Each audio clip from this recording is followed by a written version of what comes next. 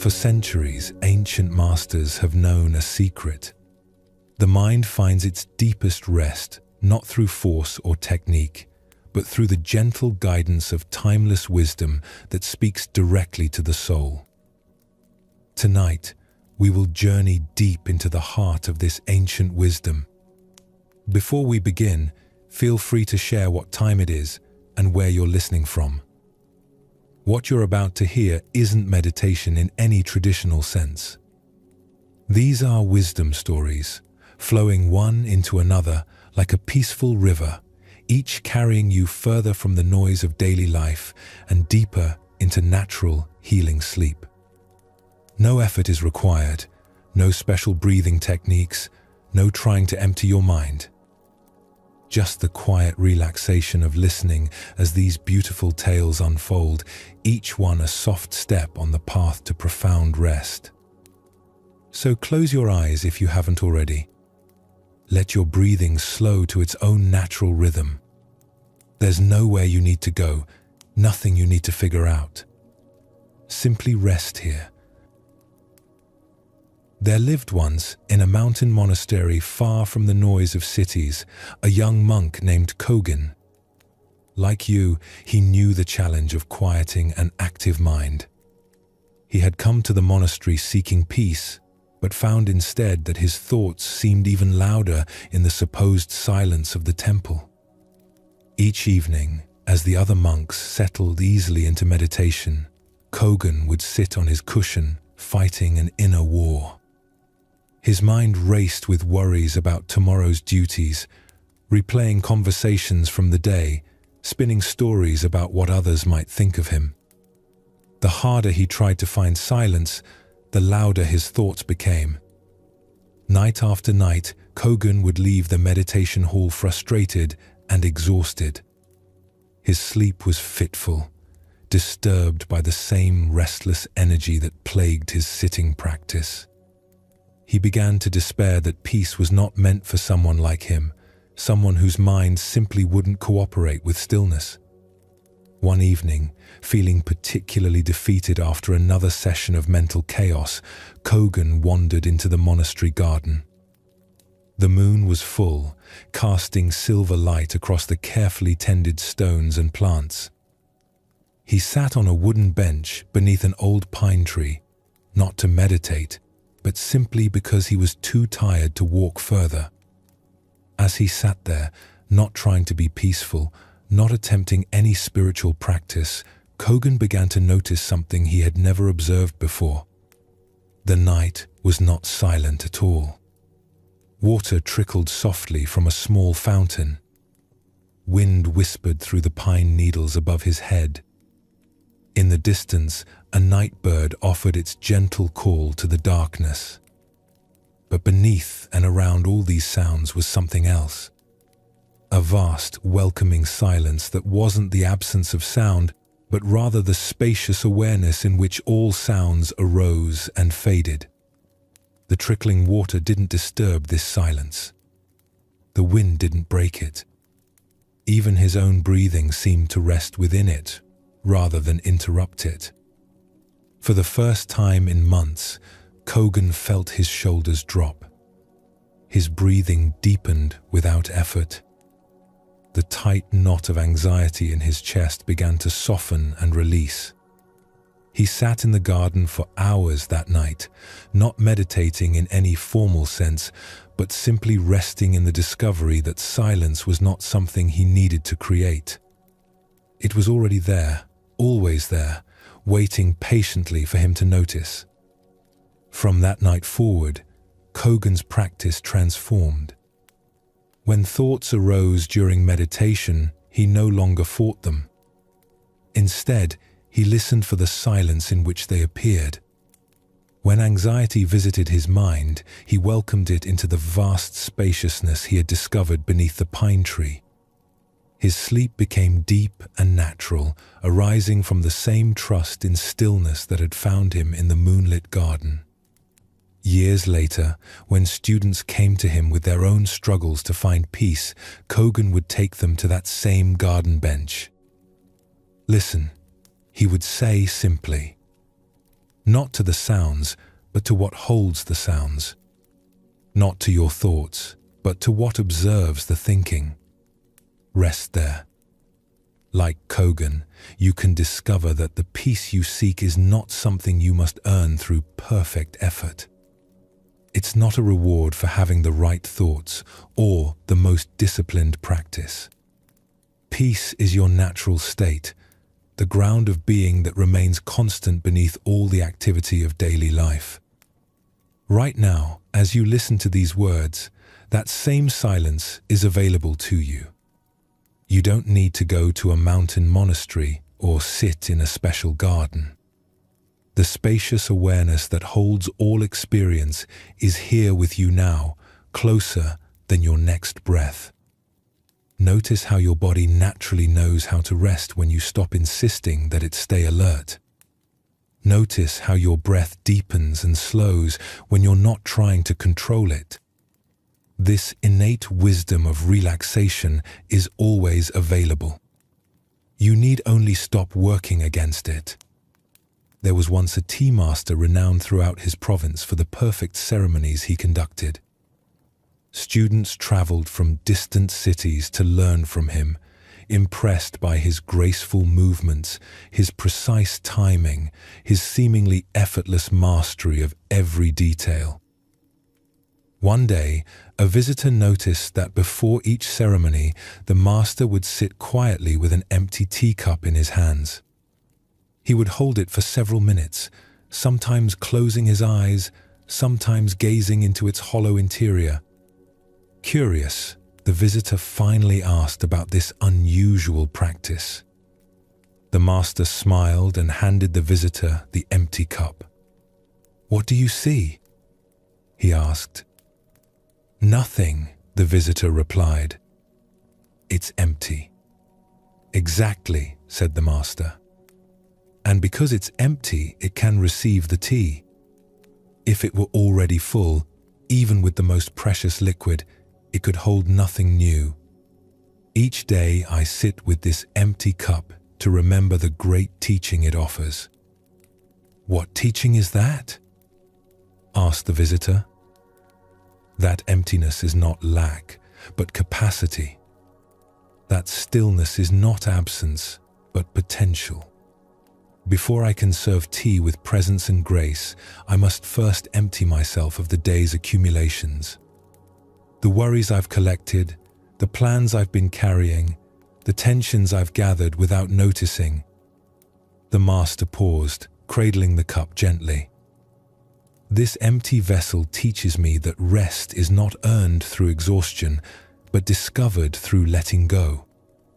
When I empty myself like this cup, I can be filled with the peace that was always there, waiting." That night, the master's sleep was particularly deep. He had learned to approach rest the same way he approached the tea ceremony. First, the gentle emptying. Then, the receptive waiting. Finally, the natural filling with what was needed. You can practice this wisdom of the empty cup as you prepare for sleep. Notice what you've been carrying from the day. Not to judge these accumulated tensions, but simply to observe them with the gentle attention of the tea master. Perhaps you're holding worry about tomorrow's responsibilities. See if you can set this concern down for now, like placing a heavy bag beside your bed. It will be there in the morning if you need it, but it doesn't need to sleep with you. Maybe you're carrying replayed conversations, moments you wish had gone differently, words you wished you'd said or hadn't said. These too can be set aside. Like autumn leaves that naturally fall from the tree, yesterday's interactions can be released into the past where they belong. Your body may be holding the day's tensions as well. Your neck carrying the weight of concentration. Your shoulders bearing the load of responsibility. Your jaw clenched from careful attention to tasks and conversations. Each part can be invited to release its careful holding, to remember that this is the time for softening. Take a moment now to notice your breathing. not to change it, but simply to observe how it's doing its patient work without any effort from you.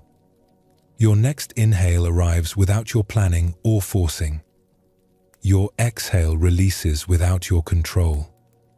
This natural rhythm has been sustaining you all day, and it will carry you gently into sleep. With each breath, you can practice the wisdom of the empty cup. Breathing in, you receive whatever this moment offers. Breathing out, you release whatever is ready to go. Inhaling rest, exhaling effort.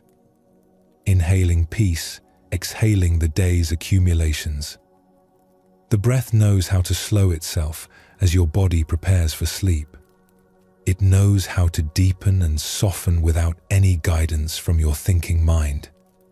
Trust this ancient wisdom that has carried every generation into rest. Your breath is an old friend that knows the way home.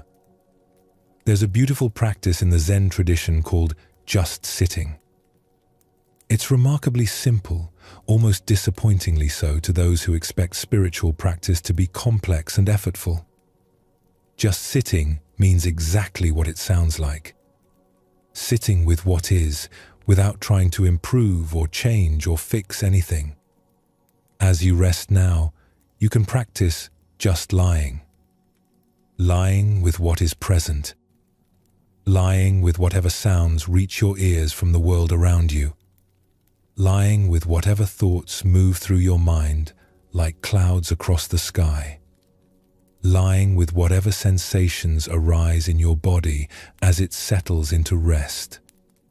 This isn't passive resignation, but active receptivity. Like rich soil that doesn't force plants to grow, but provides the perfect conditions for growth to happen naturally.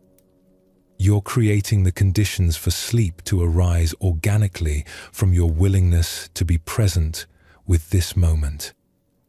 Notice how your thinking mind may want to solve problems or plan for tomorrow. This is its job during the day, and it performs this function beautifully when action is needed. But now is the time for a different kind of intelligence. The wisdom of the body that knows how to heal during sleep. The wisdom of the heart that processes the day's emotions in dreams. The wisdom of the spirit that connects to something larger than daily concerns. You can thank your thinking mind for its service today, like a faithful employee who has worked diligently and now deserves rest. Thank you for helping me navigate the day's challenges. You can rest now. Other kinds of wisdom will take care of what needs attention while you sleep. In ancient monasteries, the evening meditation was often called the Great Letting Go. Monks would sit in the gathering darkness, releasing not only the day's activities, but also the sense of being a separate someone who needed to manage and control life's unfolding. You can participate in this ancient practice from wherever you are, letting go not just of today's specific concerns, but of the more fundamental effort to be someone other than who you are. Releasing the project of improvement, the burden of becoming, the weight of trying to earn your worth through achievement or goodness. For these hours of sleep, you can rest from being anyone in particular. Rest from having problems to solve or goals to reach. Rest from the sometimes exhausting work of being a person moving through the world with purpose and direction. This doesn't mean becoming unconscious or absent. It means relaxing into the vast awareness that doesn't need to prove itself or accomplish anything to be complete. The awareness that was here before you had a name or a story and will remain when all the details of your personal life have been forgotten. Like a drop of water returning to the ocean, you can let your individual concerns dissolve into the boundless peace that holds all of life. Not losing yourself, but discovering the larger self that was never troubled by the day's ups and downs. The moon doesn't worry about tomorrow's schedule. The stars don't lose sleep over unfinished tasks. The mountain rests in profound stillness while weather patterns move across its face. You can join this ancient community of beings that know how to be present without effort, how to exist without struggling. Feel how your body naturally grows heavier as it prepares for sleep. This is not the heaviness of burden, but the weight of deep relaxation. Like a cat that settles completely into its chosen spot, holding nothing back, resisting nothing. Your body knows this wisdom of complete settling. Your breath continues its patient rhythm, requiring no attention from your conscious mind. Your heart beats steadily, pumping life through your body without your management. Countless processes of healing and restoration will begin the moment you fall asleep, guided by intelligence far older and wiser than any worry or plan. This is the great teaching that Kogen discovered in the moonlit garden. That peace is not the result of getting your life perfectly arranged or your mind completely quiet. Peace is the background against which all of life's activities arise and pass away. It's always here, always available, always waiting patiently for your return. Tonight, as you settle into sleep, you're not just resting your body and mind. You're participating in the fundamental rhythm of existence. The dance between activity and rest, engagement and release, doing and being that keeps the whole universe in balance.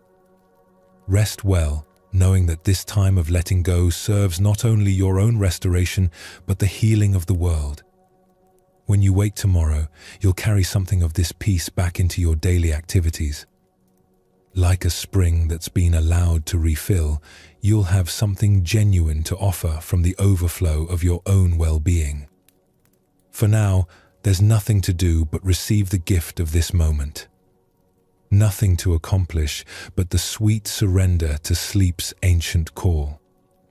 Nothing to become but more fully yourself, rested and restored and ready for whatever tomorrow may bring. Let the silence that Kogen discovered in the garden hold you now. Let the emptiness of the tea master's cup create space for deep rest to fill you completely. Let your breath carry you gently toward the shore of sleep, where all the day's travelers eventually find their way home. Every mind is like a garden, tended by the constant activity of attention. Throughout the day, we plant seeds of thought, water them with our focus, and harvest the fruits of our mental cultivation. Some days the garden feels wild and overgrown. Other days it appears sparse and neglected. Tonight, we learn the art of tending this inner space with the wisdom of someone who knows that all gardens have their seasons. There lived in ancient China a man named Wei, who inherited a small plot of land on the outskirts of a busy trading town. The soil was poor, rocky, and seemed unsuitable for growing anything of value. Wei's neighbors used their better land for practical crops that would feed their families and provide income. They thought Wei foolish when he announced his intention to create a garden for beauty rather than profit. But Wei had a secret that his neighbors didn't know. For years, he had been troubled by an anxious mind that worried constantly about things beyond his control. His sleep was restless, disturbed by endless mental rehearsals of potential problems. His days were shadowed by a persistent unease that seemed to have no clear source. Traditional remedies and wise counselors had provided little relief. One morning, feeling particularly overwhelmed by his churning thoughts, Wei walked out to his rocky plot of land. As he stood there, surrounded by weeds and stones, a strange idea occurred to him. What if he treated his worries like seeds in a garden? What if, instead of fighting them or trying to eliminate them, he learned to tend them with the same patience a gardener brings to difficult soil? Wei began to visit his plot each morning, not to plant conventional crops, but to observe which worries had sprouted overnight in his mind. He would identify each concern, name it quietly to himself, and then imagine placing it in a specific section of his future garden. The worry about his aging parents went near the eastern edge, where the morning sun would touch it first. His anxiety about financial security found a place in the center, where he could keep a careful eye on it. His fear of being alone was planted near the western border, where it could receive the gentle light of evening. At first, this practice seemed to make little difference. The worries were still there, perhaps even more visible now that he was paying them such deliberate attention. But as weeks passed, Wei noticed something unexpected. By giving each worry a place in his mental garden, he was no longer surprised or overwhelmed when they appeared. They were simply part of the landscape he tended each morning. Gradually, Wei began to notice which worries were like perennial plants, returning each season with predictable reliability. His concern for his parents' health was one of these, rooted in love and naturally arising as they aged. Other worries were more like weeds, spreading quickly but having shallow roots. His anxiety about what neighbors thought of his garden, for instance, seemed to grow mainly when he wasn't paying attention to more important concerns. As months turned to years, Wei's inner garden began to transform. He learned that some worries, when given appropriate attention, actually bore useful fruit. His concern about finances motivated him to learn new skills and make wise decisions. His care for his parents deepened their relationship and helped him cherish their remaining time together. Even his fear of loneliness, when tended with compassion rather than resistance, opened his heart to friendships he might otherwise have missed. But perhaps most remarkably, Wei discovered that the simple act of tending his mental garden each morning brought a quality of peace he had never known before. Not because all the worries disappeared, but because he was no longer fighting against the nature of his mind. He had learned to work with its natural tendency to generate concerns, creating space for them while not allowing them to overtake the entire landscape. The physical garden that Wei created on his rocky plot became famous throughout the region. Visitors came from distant cities to see how he had transformed poor soil into a place of extraordinary beauty. But Wei knew that the outer garden was simply a reflection of the inner cultivation he had learned. The true teaching was in the patient tending of whatever arose in the soil of awareness, whether flowers or weeds, with equal care and attention. Years later, when troubled visitors sought his advice about their own anxious minds, Wei would take them to his garden at sunset. "See how this plot contains both flowers and weeds?" he would say. "The secret is not to eliminate what you consider undesirable, but to create harmony in the whole space. Some thoughts, like some plants, serve purposes we don't immediately understand. Our job is not to judge, but to tend with wisdom. Like Wei, you can bring this gardener's patience to the landscape of your mind as you prepare for sleep. Notice what has sprouted in your mental garden today. Perhaps there are worries about tomorrow's responsibilities, growing like eager seedlings reaching toward an uncertain future. Maybe there are regrets about today's interactions, lying like fallen leaves that need gentle composting into wisdom. You don't need to eliminate these mental plants to find peace. Instead, you can tend them with the same patient attention that Wei brought to his rocky soil. Give each concern its proper place. Notice which thoughts are perennial visitors that arise naturally from caring about your life. Observe which are more like weeds, spreading quickly but lacking deep roots in reality. This tending doesn't require effort or struggle. Like a gardener working in the cool of evening, you can move through your mental landscape with gentle attention. acknowledging what's there, offering whatever care is needed, and then allowing the natural rhythms of rest to do their healing work. Your body, too, is part of this garden that benefits from gentle tending.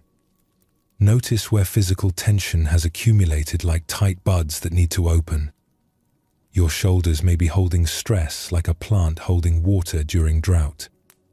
Your jaw might be clenched like a flower closed against harsh sunlight. Each area of tension can be met with the same patient attention that Wei brought to his difficult soil. Breathe into these places of holding, not to force them to release, but to offer the nourishment of attention. Like sunlight and water reaching a plant, your gentle awareness can provide what these tense areas need to soften naturally. Your body knows how to let go when it feels safe and supported. There was a village called Shuimu, situated beside a lake so still that it perfectly reflected the surrounding mountains and sky. The villagers took great pride in their lake, considering it one of the natural wonders of their region. Visitors would come from far away just to witness the extraordinary clarity of its mirror-like surface. But Shuimu had not always been a peaceful place. In earlier times, the village had been troubled by constant conflicts. Neighbors quarreled over property boundaries. Merchants argued about fair prices. Families feuded over old grievances that no one could quite remember starting. The lake, they said, was choppy and unclear in those days, its surface too disturbed to reflect anything clearly. The transformation began with an old woman named Lin, who had grown tired of the village's endless discord. She was not a leader or person of obvious influence, just someone who had lived long enough to see the futility of trying to force peace through argument and persuasion. Instead, Lin began a simple practice that others noticed and gradually began to emulate.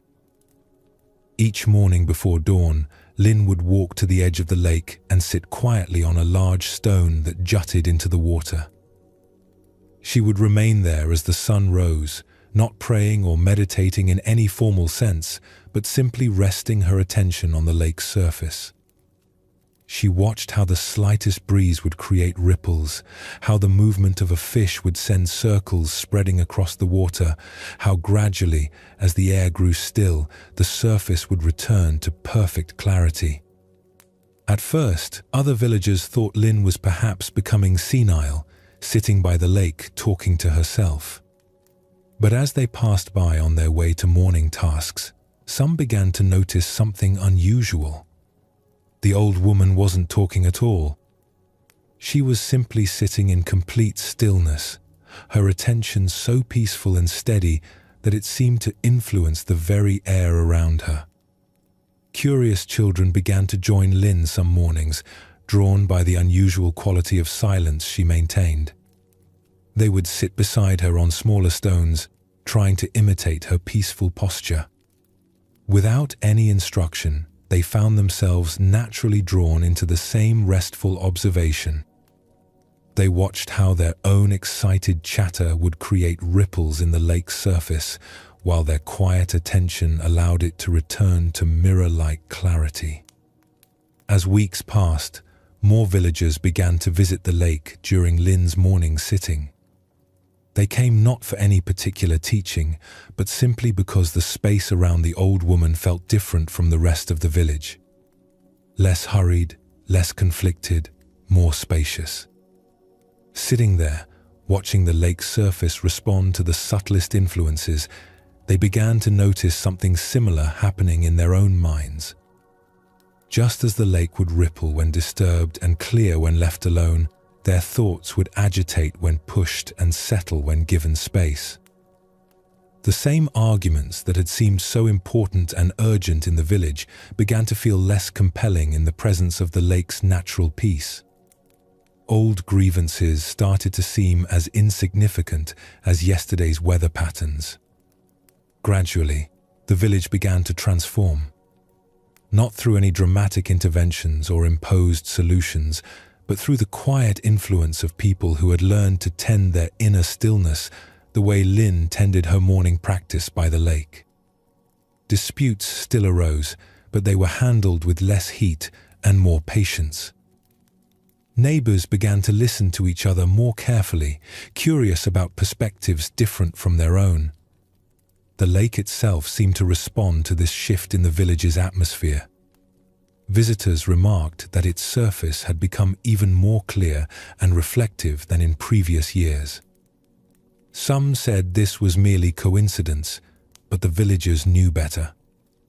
They had learned that outer peace and inner peace were not separate phenomena, but aspects of the same fundamental harmony.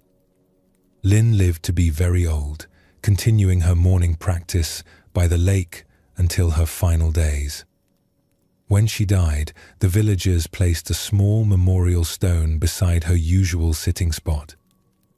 But they knew that her real legacy was not in any monument, but in the quality of attention she had cultivated and shared. The practice of beginning each day with stillness had become so woven into the life of Shuimu that visitors often remarked on the unusual peacefulness that seemed to permeate the entire village. Like the villagers of Shuimu, you can cultivate this quality of inner stillness that naturally influences everything around it. Your mind, like the lake, has its own capacity for clarity when not continuously disturbed by the winds of worry and the storms of agitation. Right now, as you rest in the gathering quiet of evening, you can practice Lin's simple wisdom. Allow your attention to settle like the lake's surface, returning to stillness. Notice how thoughts arise like ripples, spread for a moment across the surface of awareness, and then fade back into clarity. You don't need to stop thinking any more than Lin needed to stop the wind from occasionally stirring the lake. But you can learn to rest in the awareness that observes thinking, the spacious stillness that remains constant, whether thoughts are present or absent. Feel how your breathing naturally slows as you settle into this lake-like quality of mind. Each exhale is like a gentle breeze passing over water, stirring the surface briefly before allowing it to return to its natural clarity.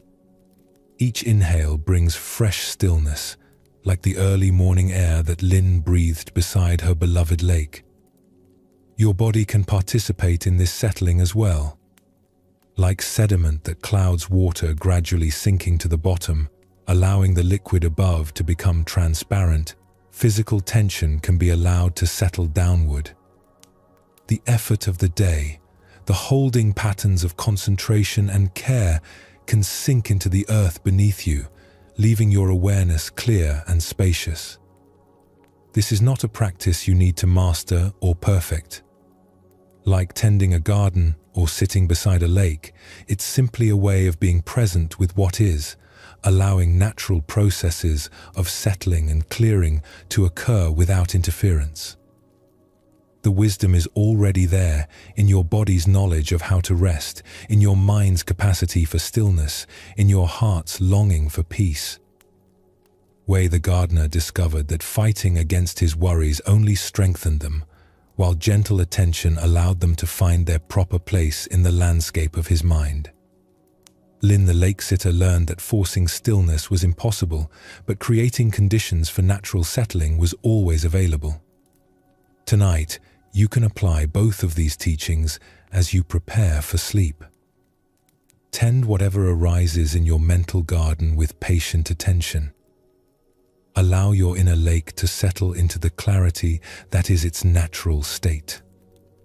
Neither fighting nor forcing, but simply creating space for the peace that is always waiting beneath the surface activity of daily life. The garden of your inner world doesn't need to be perfect to be peaceful. It simply needs to be tended with care. The lake of your awareness doesn't need to be permanently still to be clear. It simply needs to be allowed its natural settling. These ancient wisdoms work together, supporting your body and mind in their deep need for restoration and rest. As you continue to settle into sleep, carry with you the patience of the gardener and the stillness of the lake. Trust that the night will do its own perfect work of tending and clearing, composting the day's experiences into tomorrow's wisdom, washing clean the mirror of awareness for whatever tomorrow may bring. From the stillness of the lake, we now turn toward the wisdom of flowing water. Like a river that knows exactly how to navigate around obstacles without effort or planning, you too can learn the art of moving gracefully through life's changes. Tonight, as you prepare to surrender to sleep's gentle current, we explore the profound teachings that flowing water offers about letting go. Rivers never struggle against their banks. They don't fight the stones in their path or resist the pull of gravity that draws them toward the sea. Water teaches us that the most powerful force often appears the most gentle, yielding to every obstacle while eventually wearing down the hardest stone through patience and persistence. Your journey towards sleep can follow this same natural wisdom. Rather than forcing relaxation or struggling against wakefulness, you can allow rest to arrive as naturally as a river reaches the ocean. The current is already there, flowing beneath your conscious effort. You need only stop swimming against it. In the mountains of ancient Tibet, there lived a ferryman named Tenzin who operated the only crossing over a deep river valley. For 40 years, he carried travelers across the rushing waters that separated the valley's two sides. His small wooden boat and steady hands were the lifeline for villagers, traders, pilgrims, and wanderers who needed safe passage. Tenzin worked mostly during daylight hours, when the crossing was safest and the demand highest. But occasionally, urgent travelers would arrive after sunset, desperate to reach the other side. Against the advice of other villagers, who considered night crossings far too dangerous, Tenzin would agree to these twilight journeys. What the villagers didn't understand was that Tenzin had discovered something remarkable about night crossings. In the darkness, when he couldn't see the river's surface clearly, he had learned to feel the water's movement in an entirely different way. Without the distraction of visual landmarks and the illusion of control they provided, he could sense the current's true direction through the gentle rocking of his boat. During daylight crossings, Tenzin would carefully navigate around visible obstacles, choosing what appeared to be the safest route. But these routes often proved difficult, requiring constant correction and adjustment as the river revealed surprises hidden beneath its surface.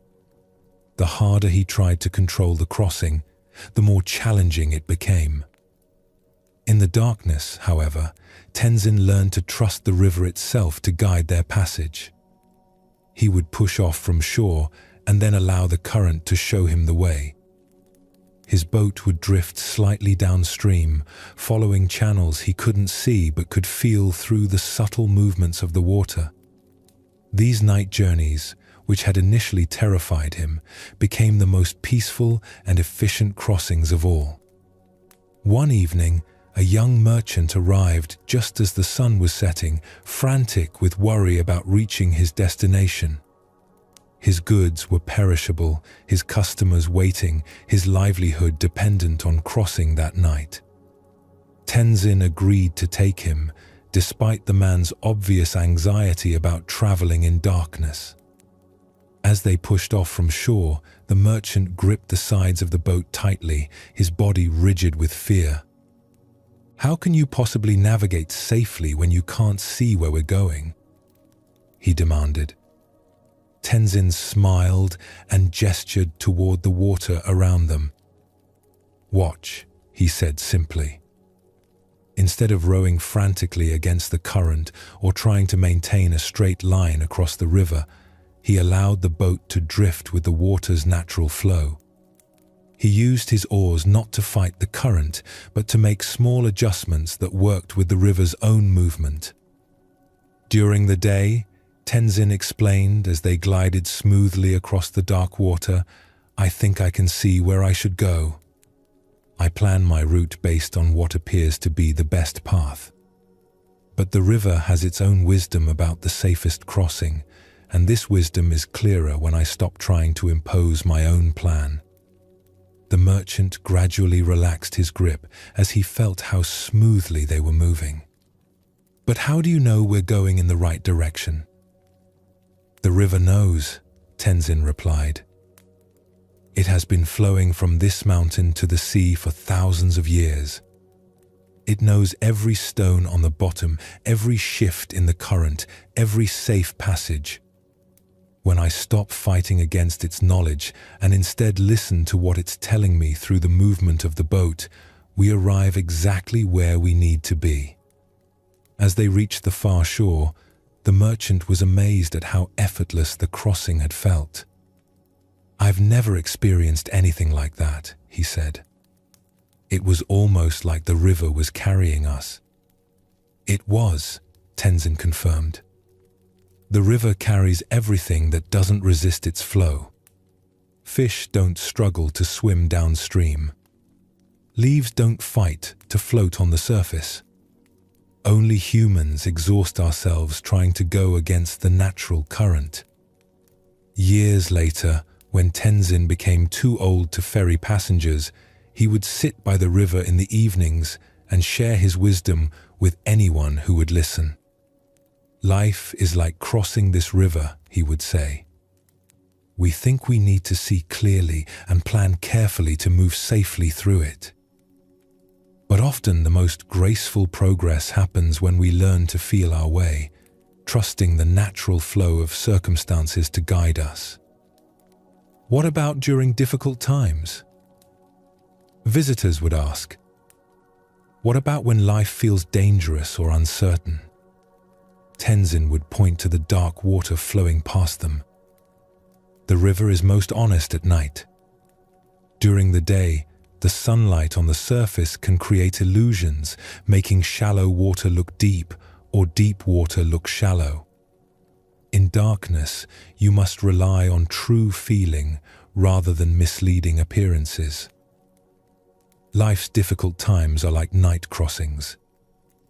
They strip away our illusions of control and teach us to trust deeper wisdom.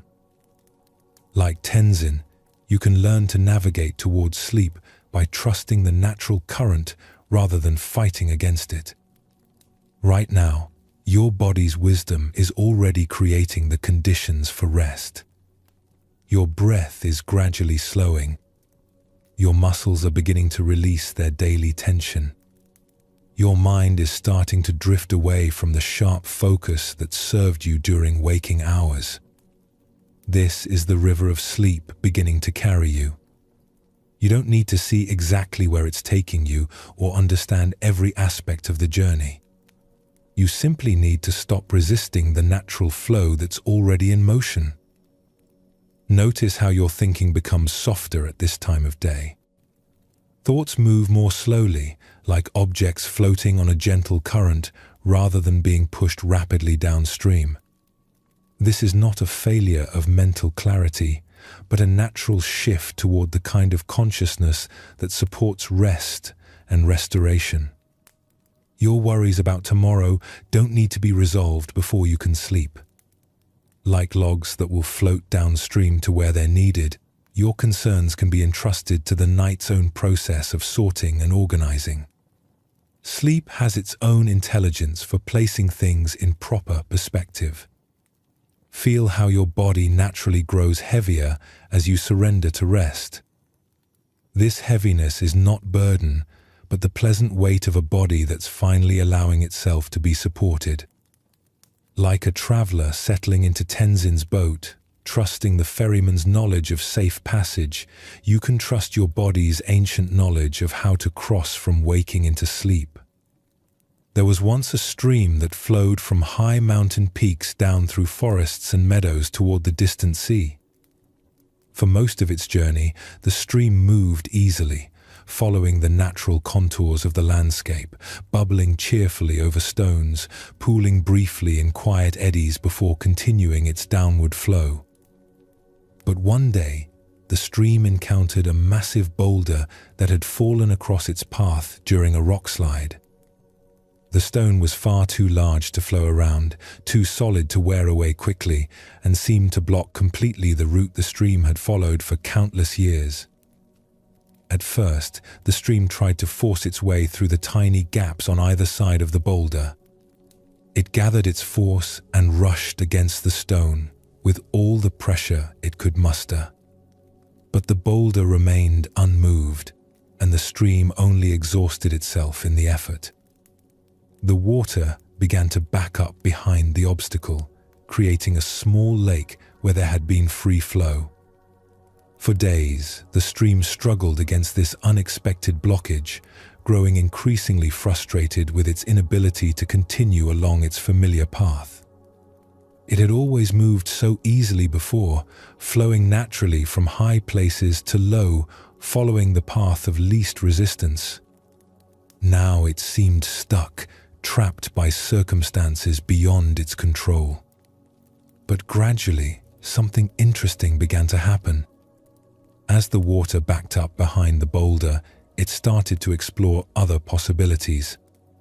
Small rivulets began to form, finding tiny channels around the edges of the stone. These new paths were different from the stream's original route, sometimes moving in unexpected directions, creating small waterfalls and pools that hadn't existed before.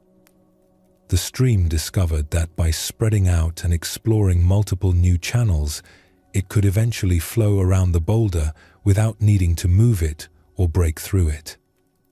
The obstacle that had seemed like a complete blockage became the catalyst for creating an even more beautiful and diverse water garden. In time, the area around the boulder became famous as one of the most lovely spots in the entire mountain region. The stream had learned to work with the obstruction rather than against it, creating something more interesting than its original straight path would have been. Other streams, hearing about this creative solution, began to understand a fundamental truth about the nature of water. Resistance and struggle weren't necessary when encountering obstacles. Patient exploration and willingness to find new routes could transform apparent problems into unexpected opportunities. The original stream continued its journey to the sea, but it carried with it the wisdom learned from that encounter with the boulder. When later obstacles appeared, smaller stones and fallen logs, the stream met them with curiosity rather than resistance. It had learned that adaptation was not defeat, but a more sophisticated form of flow. Years later, when young streams would complain about obstacles in their paths, this wise stream would share its story. "The boulder taught me that there's always a way forward," it would say. "Sometimes it's not the way you planned or expected, but water always finds its path to the sea. The secret is not to fight what can't be moved, but to explore what can be discovered." Like the stream, you may encounter obstacles as you move towards sleep. Perhaps your mind presents boulder-like worries that seem to block the path to rest. Maybe physical discomfort creates apparent barriers to relaxation. These obstructions don't need to be removed before you can find your way to peaceful sleep. Instead, you can practice the stream's wisdom of patient exploration. Allow your attention to flow around the edges of worry, finding small channels of peace that exist alongside your concerns. Discover pools of comfort within your body, even when some areas remain tense or uncomfortable. The path to sleep doesn't require the complete absence of thoughts or the perfect relaxation of every muscle.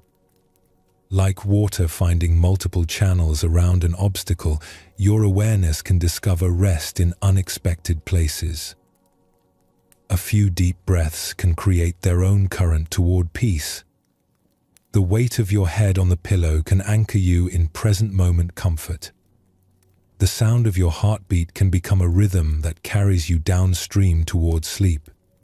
This practice of flowing around obstacles is especially valuable when dealing with the persistent thoughts that sometimes arise at bedtime. Instead of struggling to stop thinking completely, you can allow thoughts to be present while your attention explores other aspects of the moment. The softness of your breathing, the warmth beneath your covers, the gentle darkness that surrounds you. Like the stream that learned to work with the boulder instead of against it, you can work with your mind's natural activity instead of fighting it. Thoughts can flow through your awareness like water moving around stones, present but not blocking your progress toward rest. Your body, too, knows this wisdom of adaptive flow. When you release the effort to make every part of yourself perfectly comfortable, you often discover that comfort arises naturally in unexpected ways. The gentle settling of your spine into the mattress, the easy rhythm of your breathing, the pleasant heaviness of your limbs as they remember how to rest. There's a beautiful teaching in the Zen tradition about the nature of impermanence. This too shall pass, the masters would remind their students when facing difficult circumstances. But they would also say the same thing during pleasant experiences. This too shall pass. Not as a warning or disappointment, but as a fundamental truth that can bring great comfort. Everything that causes you worry tonight will pass. The urgent tasks waiting for tomorrow will be completed or resolved in their proper time. The difficult emotions you may be carrying will transform and eventually release. The physical sensations of tension or discomfort will shift and change as your body moves through its natural cycles. But this teaching of impermanence offers another gift as well. Just as everything difficult passes away, everything that supports your peace and well-being is also constantly flowing into your experience. New moments of rest arrive with each breath. Fresh opportunities for relaxation emerge as your body settles. Different currents of peace become available as your mind's activity naturally slows. You don't need to hold on to any particular feeling of peace or comfort for it to serve you. Like the flowing stream, your experience of rest can move and change while still carrying you steadily toward the sea of deep sleep. Each moment of peace, however brief, contributes to the overall current that's drawing you away from the busy shores of daily life. This understanding of flow can transform how you relate to the entire process of falling asleep. 5. Instead of treating sleep as a destination you must reach through effort, you can experience it as a current you're already riding. Instead of working to achieve unconsciousness, you can rest in the awareness that's naturally becoming softer and more spacious. The ferryman Tenzin discovered that night crossings required a different kind of navigation than daylight journeys. The transition from waking to sleeping also requires its own special wisdom. During the day, your mind works by focusing, analyzing, planning, and controlling. But the approach to sleep calls for the opposite skills: softening, accepting, allowing, and trusting. This shift from doing to being doesn't happen all at once, like flipping a switch. It occurs gradually, like a river slowly changing direction as it follows the natural contours of the land. You can participate in this shift by gently releasing your grip on the day's way of being and allowing the night's different rhythm to guide you. Feel how your breath naturally wants to slow and deepen as you rest. This is the current of sleep beginning to influence your entire system. Your nervous system is shifting from its daytime state of alert readiness to its nighttime mode of restoration and repair. Countless processes of healing and integration will begin the moment you allow this transition to complete itself. You don't need to understand these processes or manage them any more than the stream needs to understand the mountain or manage the flow of gravity. 0. 5. The wisdom is built into the system itself. Your job is simply to stop working against the natural current that's already carrying you toward rest. Tonight, as you continue to settle into sleep, carry with you the teachings of flowing water. Trust the river of your own natural rhythms to guide you safely across from the shores of waking into the peaceful depths of sleep. Allow obstacles to become opportunities for discovering new currents of peace. Remember that everything passes, including the effort and holding that are ready now to be released into the flowing stream of rest. From the flowing wisdom of rivers, we now ascend to the profound stillness of high places. Like a mountain that remains unshaken while storms pass over its peaks and seasons change across its slopes, you too can discover the unmoving peace that lies at the heart of all experience. Tonight, we explore the deep rest that comes not from the absence of activity, but from connection to something so stable and enduring that all of life's changes become like weather patterns moving across a vast and patient landscape. Mountains teach us about a different kind of strength than we usually imagine. Not the strength that pushes against obstacles or forces outcomes, but the strength that's simply island. A mountain doesn't struggle to remain upright. It doesn't work to maintain its position. Its power comes from its complete settledness, its absolute rest in its own nature. As you prepare for sleep, you can discover this same quality of being within yourself. Beneath all the day's activities and concerns, beneath even your thoughts and emotions, there exists something unshakable. Not because it's hard or rigid, but because it's so fundamentally at rest that nothing can disturb it. High in the Himalayas, where the air grows thin and the world below fades into blue distance, there lived a hermit named Norbu who had chosen the most remote peak he could find for his meditation retreat. He had come to the mountain seeking the perfect silence that he believed was necessary for deep spiritual practice. In the valley below, life was too busy, too full of distractions that pulled his attention away from meditation. For the first months of his retreat, Norbu felt he had found exactly what he was looking for. The mountain peak was so isolated that he could sometimes go weeks without seeing another human being. The silence was profound, broken only by the occasional call of a high-altitude bird or the distant sound of wind moving through stone passages. But as seasons passed, Norbu began to notice something unexpected. The mountain was not actually silent at all. During the day, thermal currents created almost constant air movement. At night, the rock itself would make subtle settling sounds as it cooled. Snow and ice would shift and crack with changes in temperature. Weather patterns moving across the peaks created their own complex symphony of sounds. At first, these discoveries frustrated Norbu. He had climbed to this remote place specifically to escape noise and distraction. Now he was finding that even at the roof of the world, complete external silence was impossible. His meditation practice, which he had hoped would become effortless in perfect quiet, remained as challenging as ever.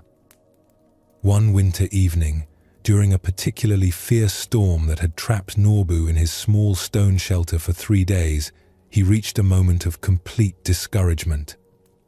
The wind was howling around the peaks with extraordinary force. Ice pellets struck his shelter walls with sounds like thrown pebbles. The storm was so loud that he couldn't even hear his own breathing. But in that moment of giving up his search for external silence, something remarkable happened. Norbu suddenly noticed that there was a quality of stillness present that had nothing to do with the absence of sound. Even while the storm raged around him, even while his shelter shook with the force of the wind, there was something absolutely unmoved at the center of his experience. It wasn't that the storm became quieter. If anything, it grew more intense as the night progressed. But Nobu realized that he had been looking for silence in the wrong place.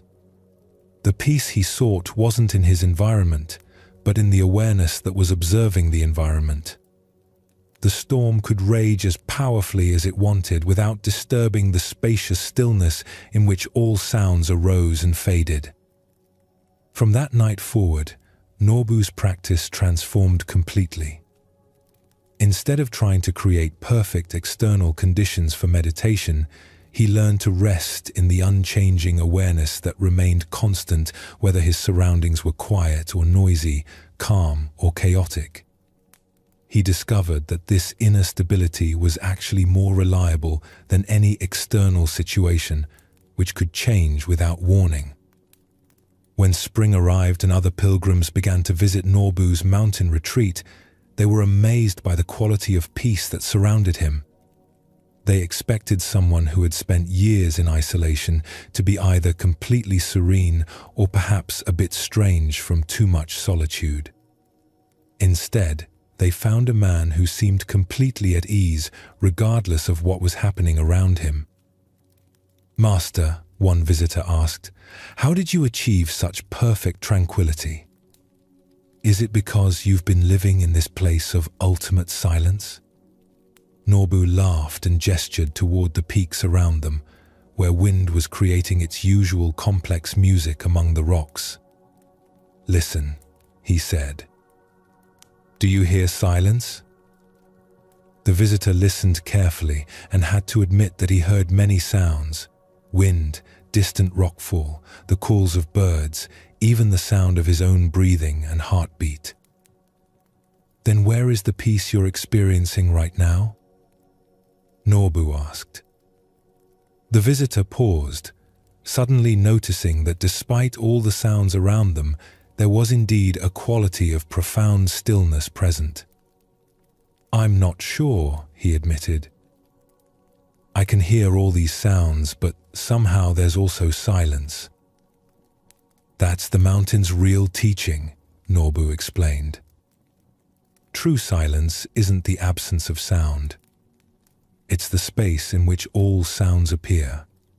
True stillness isn't the absence of movement. It's the awareness in which all activity takes place. The mountain doesn't need to stop the wind to remain unshaken. You don't need to stop your thoughts to find peace."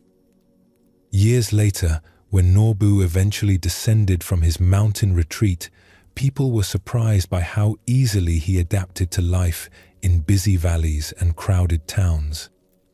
They expected someone who had lived in such isolation to be overwhelmed by the noise and activity of normal human society.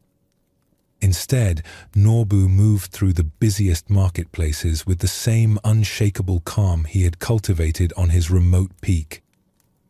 "The mountain taught me that peace doesn't depend on location," he would explain to those who asked about his transition. "It depends on recognizing the unchanging awareness that's always present, whether you're on a mountain peak or in a crowded street. Once you find that inner stability, you can rest anywhere. Like Nobu, you can discover this mountain-like quality within yourself. Not through changing your external circumstances, but by recognizing the awareness that remains constant through all circumstances. Right now, as you rest in preparation for sleep, this unshakable stillness is available to you. Notice that even as thoughts move through your mind, there's something that observes the thinking without being disturbed by it. Even as your body goes through its natural processes of settling and adjusting, there's an awareness that witnesses these changes without being changed by them. This observing presence is like the mountain itself, stable and unmoved, regardless of what weather patterns pass across its surface. Your breathing can become a bridge to this mountain-like stability. Each inhale and exhale happens within a spacious stillness that's neither breathing in nor breathing out. Feel how your breath rises and falls within this larger awareness, like wind moving across mountain peaks without disturbing the fundamental solidity of the stone beneath. Physical sensations, too, can be met with this quality of mountain-like presence. Areas of tension or discomfort in your body are like temporary weather systems moving across the landscape of your physical experience. They arise, change, and eventually pass away, but they don't disturb the basic awareness that's observing them. This doesn't mean ignoring discomfort or pretending it doesn't exist. Mountains don't pretend that storms aren't happening. They simply remain stable and present while weather moves through their environment. You can bring this same quality of steady presence to whatever physical sensations are present as you settle into rest. There was once a great statue of the Buddha, carved from a single enormous piece of stone and placed in a garden where it could overlook a peaceful valley. The statue had been crafted by a master sculptor who spent years perfecting every detail, from the serene expression on the Buddha's face to the graceful folds of his robes. Pilgrims would travel from distant lands just to sit in the presence of this beautiful representation of perfect peace. The statue stood in its garden for many decades, through all kinds of weather and changing seasons. Rain would wash over its surface, snow would accumulate on its shoulders, and summer sun would warm the stone. Children would play around its base, birds would nest in the carved folds of its robes, and countless visitors would come and go, each finding their own meaning in its peaceful presence. But over the years, something interesting began to happen.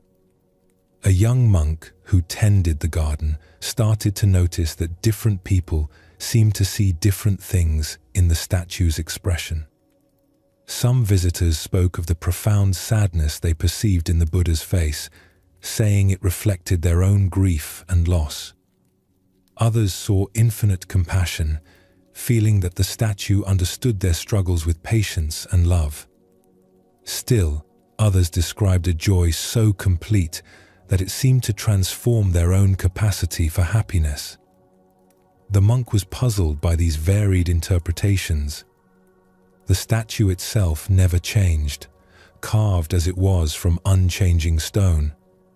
Its expression remained exactly the same day after day, year after year. Yet each person who spent time with it seemed to discover something different, often something that perfectly matched what they needed to see in that moment. One day, a very old teacher visited the garden and sat for a long time in contemplation before the statue. The young monk approached him and asked about this mystery. "Master, how can this statue show different expressions to different people when it's made of solid stone that never changes?" The old teacher smiled and looked carefully at the statue for several moments before responding. "Watch the statue's face throughout the day," he suggested. "Notice how it appears different as the light changes, as shadows move across it, as weather creates different atmospheres around it.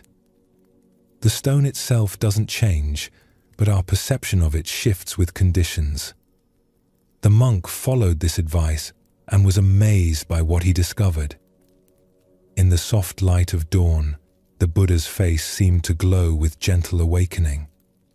During the bright hours of midday, it appeared alert and fully present. As afternoon light slanted across the garden, the expression looked contemplative and wise. At sunset, there was warmth and compassion in the features. Under moonlight, the face seemed to hold infinite mystery and peace. "Now you're beginning to understand," the old teacher said when the monk shared these observations. "The statue teaches us about the nature of true stability. It doesn't maintain the same appearance by forcing itself to look identical in all conditions. It remains essentially unchanged while allowing itself to be seen differently as circumstances shift around it. The teacher paused, allowing this teaching to settle. This is the Buddha's gift to us. Not a rigid sameness that fights against the natural changes of life, but a deep stability that can accommodate all conditions without being disturbed by them. The stone Buddha shows us what enlightened consciousness looks like, completely at rest in its own nature while remaining open to the full range of experience. From that day forward, the young monk approached his own meditation practice differently. Instead of trying to maintain the same mental state all the time, he learned to rest in the awareness that could be present with whatever arose. Like the stone Buddha, he discovered a stability that didn't depend on keeping everything the same, but on finding the unchanging ground of being that was always available beneath changing circumstances. You can practice this same wisdom as you prepare for sleep. Instead of trying to force your mind into a particular state of calm, you can rest in the awareness that's naturally present, whether your thoughts are active or quiet. Like the Buddha statue that remained essentially unchanged while appearing different in various lights, you can find the aspect of yourself that remains stable while your experience of the moment shifts and changes. This is especially helpful when dealing with the mental activity that sometimes arises at bedtime. Thoughts about tomorrow's responsibilities, memories from today's interactions, or random mental chatter can all be met with the same steady presence that the stone Buddha brought to changing weather. These mental phenomena are like different lighting conditions moving across the unchanging awareness that observes them. Your body, too, can embody this Buddha-like stability. Feel how your physical form can rest like a mountain or a statue, heavy and settled, while sensations move through it like weather patterns. The beating of your heart, the flow of your breath, the subtle adjustments your body makes as it settles, all of these can happen within a larger stillness that remains undisturbed. This quality of unshakable rest doesn't require effort to maintain. Like gravity or the stone's natural hardness, it's simply the nature of awareness itself when it's not working to be anything other than what it island. The stability you're looking for is not something you need to create, but something you can recognize and rest into. There's a beautiful teaching in Buddhism about what are called the unshakable deliverances of mind. These are qualities of consciousness that, once recognized, provide a stability that doesn't depend on external conditions.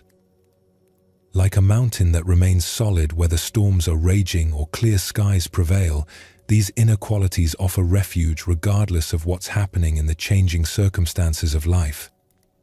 One of these unshakable qualities is the simple recognition that awareness itself is always present. Whatever else may be happening, thoughts coming and going, emotions rising and falling, sensations changing throughout the body, the knowing of these experiences remains constant. This knowing doesn't get happy when pleasant things arise or sad when difficult things appear. It simply remains present, spacious, and available. Another unshakable quality is the understanding that all experiences are temporary. Just as weather patterns move across mountain peaks without permanently altering the stone, all of your thoughts and feelings and bodily sensations move through awareness without fundamentally changing its nature. This understanding brings a deep relaxation because you know that whatever discomfort you might be experiencing now will eventually shift and change. A third unshakable deliverance is the recognition of your fundamental okayness. Beneath all your personal stories about success and failure, all your concerns about whether you're good enough or doing enough, there's a basic wellness that doesn't depend on having your life perfectly arranged. Like a mountain that doesn't need to justify its existence or prove its worth, you can rest in the simple fact of your being here, now, exactly as you are. These teachings aren't philosophical concepts to think about, but direct recognitions that become available as you settle into the moment. Right now, you can notice the awareness that's reading these words, the knowing presence that's been with you throughout your entire life. This awareness has never been damaged by any experience you've had. It has never been improved by any achievement or diminished by any failure. Feel how this recognition brings a natural settling, like finding solid ground after walking on uncertain terrain. Your body can relax more completely when it knows it's supported by something unshakable. Your breath can deepen when it's resting in awareness that doesn't need to be protected or maintained through effort. This mountain-like stability makes falling asleep not a loss of consciousness, but a deepening into rest. Sleep becomes not an escape from awareness, but awareness settling into its most natural and restorative state. Like a mountain that remains present through day and night, the essential you continues through all states of consciousness, providing a thread of continuity that makes rest feel safe and natural. As you continue settling into sleep tonight, carry with you the teachings of the mountain hermit and the stone Buddha. Remember that the peace you seek doesn't depend on having perfect conditions, but on recognizing the unshakable awareness that's always available. Let your body rest like a mountain, solid and unmovable. Let your mind rest like the sky around mountain peaks, spacious enough to hold all weather without being disturbed. The deep rest that awaits you is not empty unconsciousness, but the profound sleep of awareness returning to its source. Like a mountain that knows no separation between day and night, sleeping and waking, you can rest in the continuity of being that flows seamlessly through all states of experience. Sleep now in the confidence of this mountain-like stability, surrounded by the unshakable peace that has always been your deepest nature. Many people fear the darkness, both the literal darkness of night and the metaphorical darkness of not knowing what tomorrow will bring. But ancient wisdom traditions have long recognized that darkness is not the opposite of light, but rather the spacious void from which all light emerges. The darkness that enfolds you now as you settle towards sleep is not empty, but pregnant with possibility, rich with the potential for healing and renewal that can only happen when conscious effort finally releases its careful hold. In the mountains of old Japan, there lived a monk named Getsu, who had developed an unusual practice that puzzled his fellow monastery residents. While others would retire to their cells after evening meditation and remain there until the morning bell, Getsu would slip quietly out of the monastery late at night and spend hours walking the mountain paths under whatever moon or stars were visible. At first, the other monks worried about Getsu's nighttime wanderings. The mountain trails were treacherous enough in daylight, with steep drops and loose rocks that could easily cause a fall. At night, these dangers were multiplied, and several senior monks warned Getsu that his practice was unnecessarily risky. But Getsu had discovered something during his night walks that he couldn't find during daylight meditation. In the darkness, his other senses became remarkably acute. He could hear the subtle sounds of the mountain's nighttime life with extraordinary clarity. The distant call of an owl, the soft footsteps of deer moving through undergrowth, the gentle trickling of streams that were barely audible during the day's louder activity. More importantly, Getsu found that walking in darkness required a different kind of attention than any practice he had tried before. During daylight meditation, his mind would often wander into planning or remembering, distracted by visual details in his environment. But night walking demanded constant presence.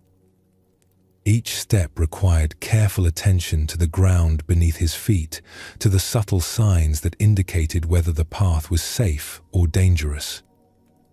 This quality of attention gradually began to transform Getsu's entire approach to practice.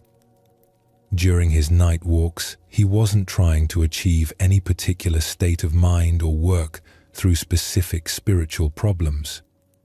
He was simply present with the immediate reality of each moment, feeling his way forward with a kind of intimate trust that daylight had never required. One particularly dark night, when clouds covered both moon and stars, Getsu found himself on a section of the mountain trail that he didn't recognize. The path seemed to have split in two directions, and in the complete darkness, he couldn't tell which route was safe. He stood still for several minutes, listening carefully for any clues about which direction to take. As he waited in the darkness, something remarkable happened. Instead of feeling lost or anxious about not knowing which way to go, Getsu began to experience a profound sense of being exactly where he needed to be. The not knowing, which would have felt frightening during the day, became a doorway into a different kind of awareness. Standing there in complete darkness, unable to see his own hand in front of his face, Getsu realized that he had been living most of his life as if he could see clearly where he was going. He made plans, set goals, tried to control outcomes based on what appeared to be obvious choices. But in this moment of complete visual darkness, he understood that most of life actually required the same kind of intimate attention that he was practicing on this invisible mountain path.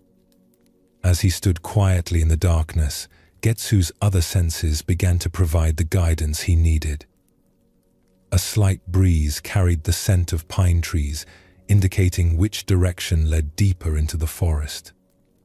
The sound of a distant stream suggested which path would eventually lead back toward the monastery. Most importantly, he could feel through his feet which direction offered more stable ground.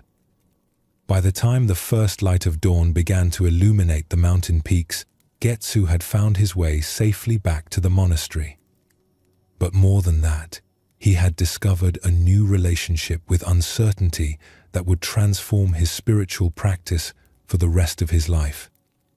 From that night forward, Getsu approached all aspects of his life with the same quality of intimate attention that darkness had taught him. When facing decisions, instead of relying only on mental analysis, he would listen for the subtle signs that his whole being was offering. When meditation became difficult, instead of forcing his mind to behave in particular ways, he would feel his way forward moment by moment, trusting the process to reveal what was needed. Years later, when students would ask Getsu about his unusual practice of night walking, he would take them outside under the evening sky. "Look at the stars," he would say. "You can only see them clearly when it's dark enough."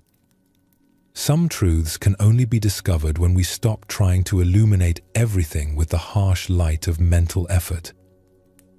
But isn't darkness dangerous? Students would ask. Shouldn't we try to see clearly where we're going?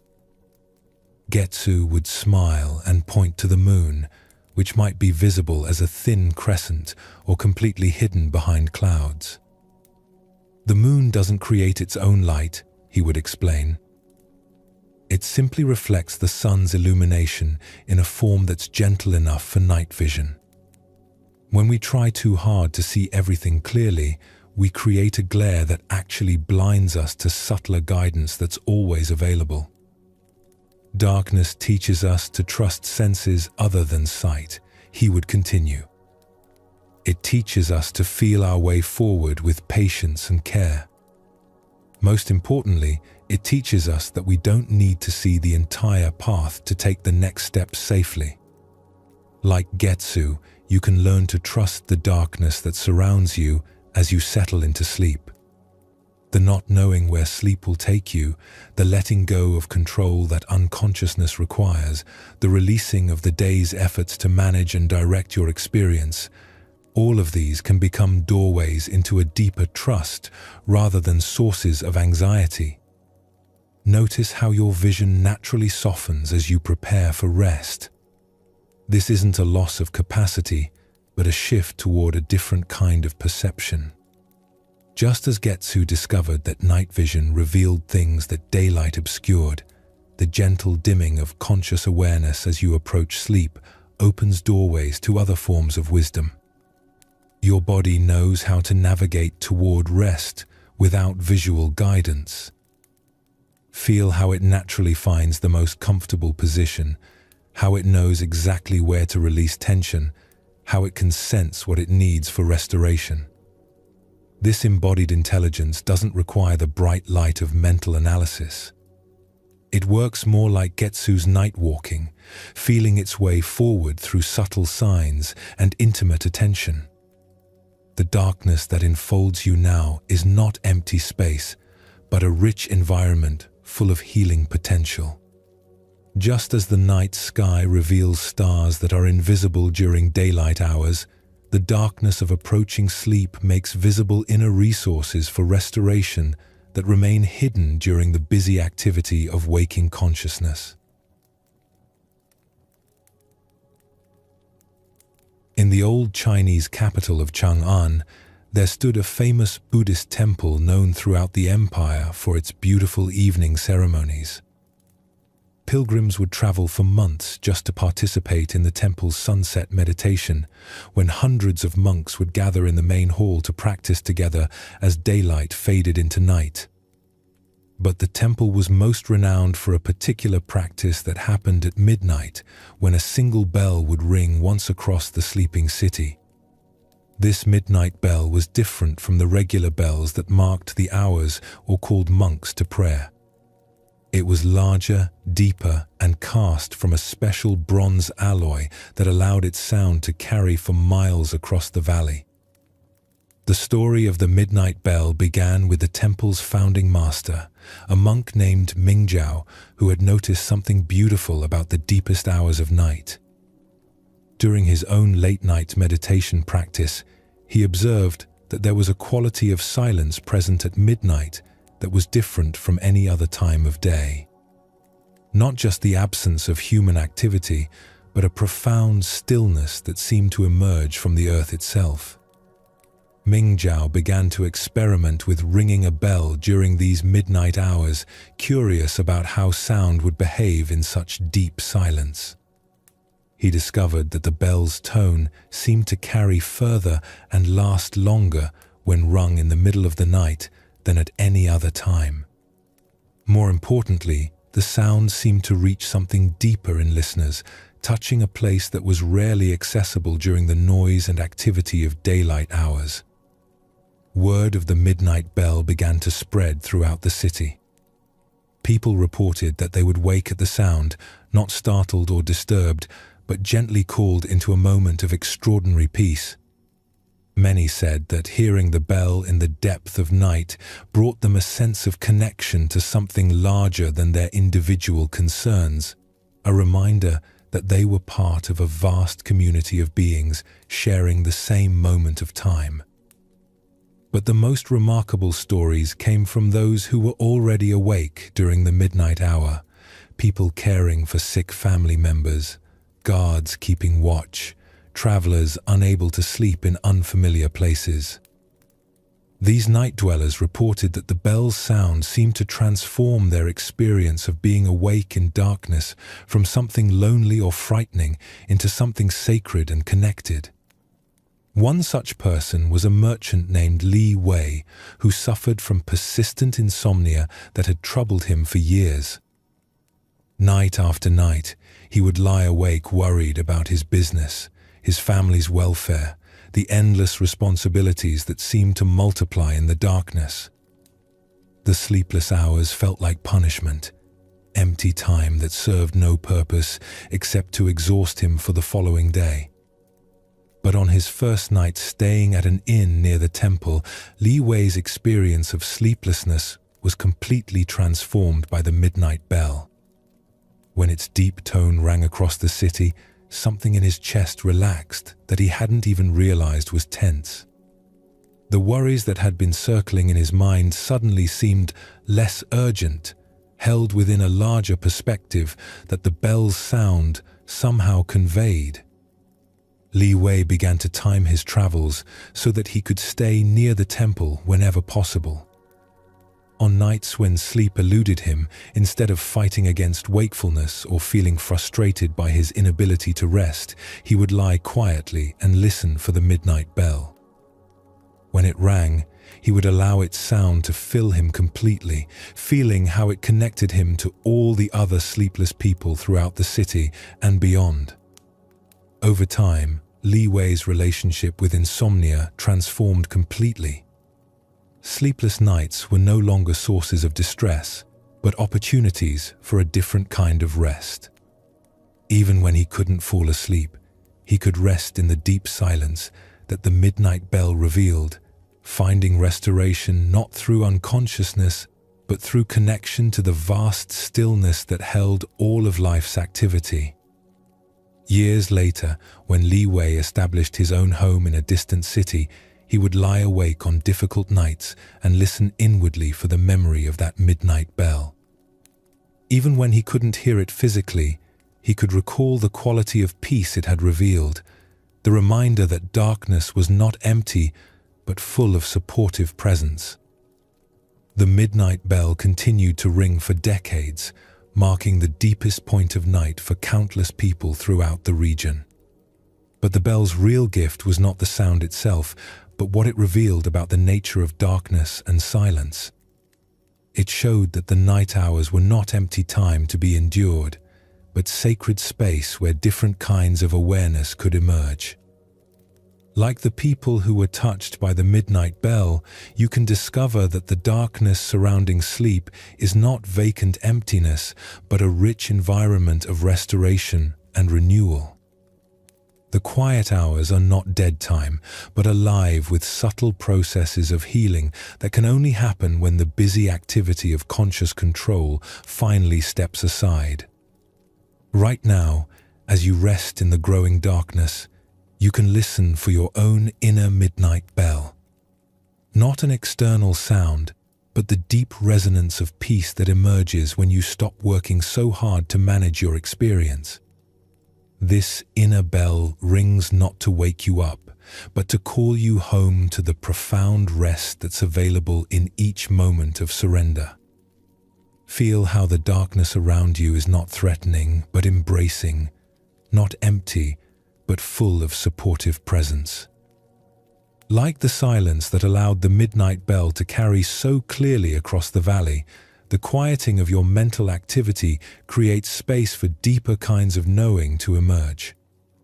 Your breath can become like that temple bell, marking the rhythm of your descent into rest. Each exhale releases a little more of the day's effort and holding. Each inhale draws you deeper into the healing darkness that knows exactly how to restore what has been depleted and renew what has been worn. The transition from waking to sleeping is like moving from the busy daylight world into the sacred space of the midnight temple. Different rules apply here. Different kinds of wisdom become available. The harsh light of analytical thinking gives way to the gentle illumination of intuitive knowing.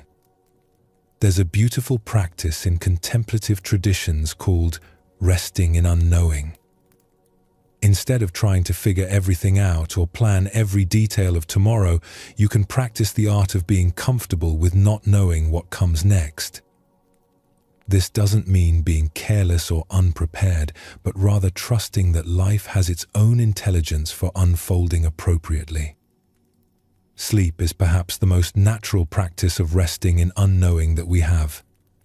Each night, you surrender conscious control and trust your body and mind to do whatever restoration is needed while you're unconscious. You don't stay awake to supervise the process of cellular repair, memory consolidation, or dream processing. You simply trust these ancient wisdom systems to function without your management. This same quality of trust can transform your approach to falling asleep. Instead of working to make sleep happen, you can practice the art of allowing sleep to receive you. Like stepping into a warm bath or settling into a comfortable chair, you can let the natural process of rest support you completely. The darkness that Getsu learned to navigate on his mountain paths is the same darkness that now surrounds your approach to sleep. It's not the absence of guidance, but the presence of a different kind of wisdom that doesn't rely on seeing everything clearly in advance. It's the wisdom of feeling your way forward moment by moment, trusting your deepest intelligence to know what's needed. Your body knows how to sleep the same way it knows how to digest food or heal cuts. You don't need to understand these processes intellectually or control them consciously. You simply need to create the conditions that allow them to function naturally. Relaxing into darkness is creating one of those essential conditions. Notice how your thinking naturally becomes softer and more dreamlike as you settle towards sleep. This isn't a failure of mental clarity, but a shift toward the kind of consciousness that's most supportive of rest and renewal. Like moonlight that's gentler than sunlight but still provides enough illumination to navigate safely, this softer awareness is perfectly suited for the journey into sleep. The sounds around you, whether they're quiet or more noticeable, can become like the midnight bell that blessed the ancient Chinese city. Instead of disturbing your rest, they can serve as reminders of the vast community of life that surrounds and supports you. Every sound is evidence that you're not alone in the darkness, but part of an intricate web of existence that continues its patient work of living and breathing and being throughout the night hours. Even the beating of your own heart can become a kind of midnight bell, marking time not in minutes and hours, but in the sacred rhythm of life itself. Feel how this steady pulse has been with you since before your birth and will continue until your final breath. It's a sound more reliable than any external bell, a reminder that you're supported by life forces much older and wiser than your conscious worries. Tonight, as you continue settling into the darkness of approaching sleep, carry with you the wisdom of the night-walking monk and the peace of the midnight bell. Trust that the darkness is not empty but full, not threatening but embracing. Allow your eyes to close like flowers closing at sunset, not from exhaustion, but from the natural rhythm that honors both activity and rest. The moonlight of deep peace is already illuminating your inner landscape, revealing pathways to restoration that remain hidden during the bright activity of daytime consciousness. Follow these gentle paths with the same trust that Getsu brought to his mountain trails, knowing that each step takes you closer to the profound rest that awaits in the heart of darkness. Sleep is perhaps the most mysterious teacher we encounter. Every night, without any conscious effort or understanding on our part, our minds and bodies engage in complex processes of repair, renewal, and reorganization. Memories are sorted and integrated. Emotions are processed and balanced. Physical systems are restored to optimal function. All of this happens while our waking consciousness steps aside, trusting processes far older and wiser than any plan or intention we might consciously create. In ancient Tibet, high in a monastery that seemed to touch the clouds themselves, there lived a master named Tenzin Norbu who had developed an unusual method of teaching his students. Unlike other teachers who relied primarily on daytime lectures, meditation instructions, and formal discussions of Buddhist philosophy, Master Norbu conducted much of his most profound teaching through what he called dream Dharma, wisdom that was transmitted during the students' sleeping hours. At first, newcomers to the monastery were puzzled by this approach.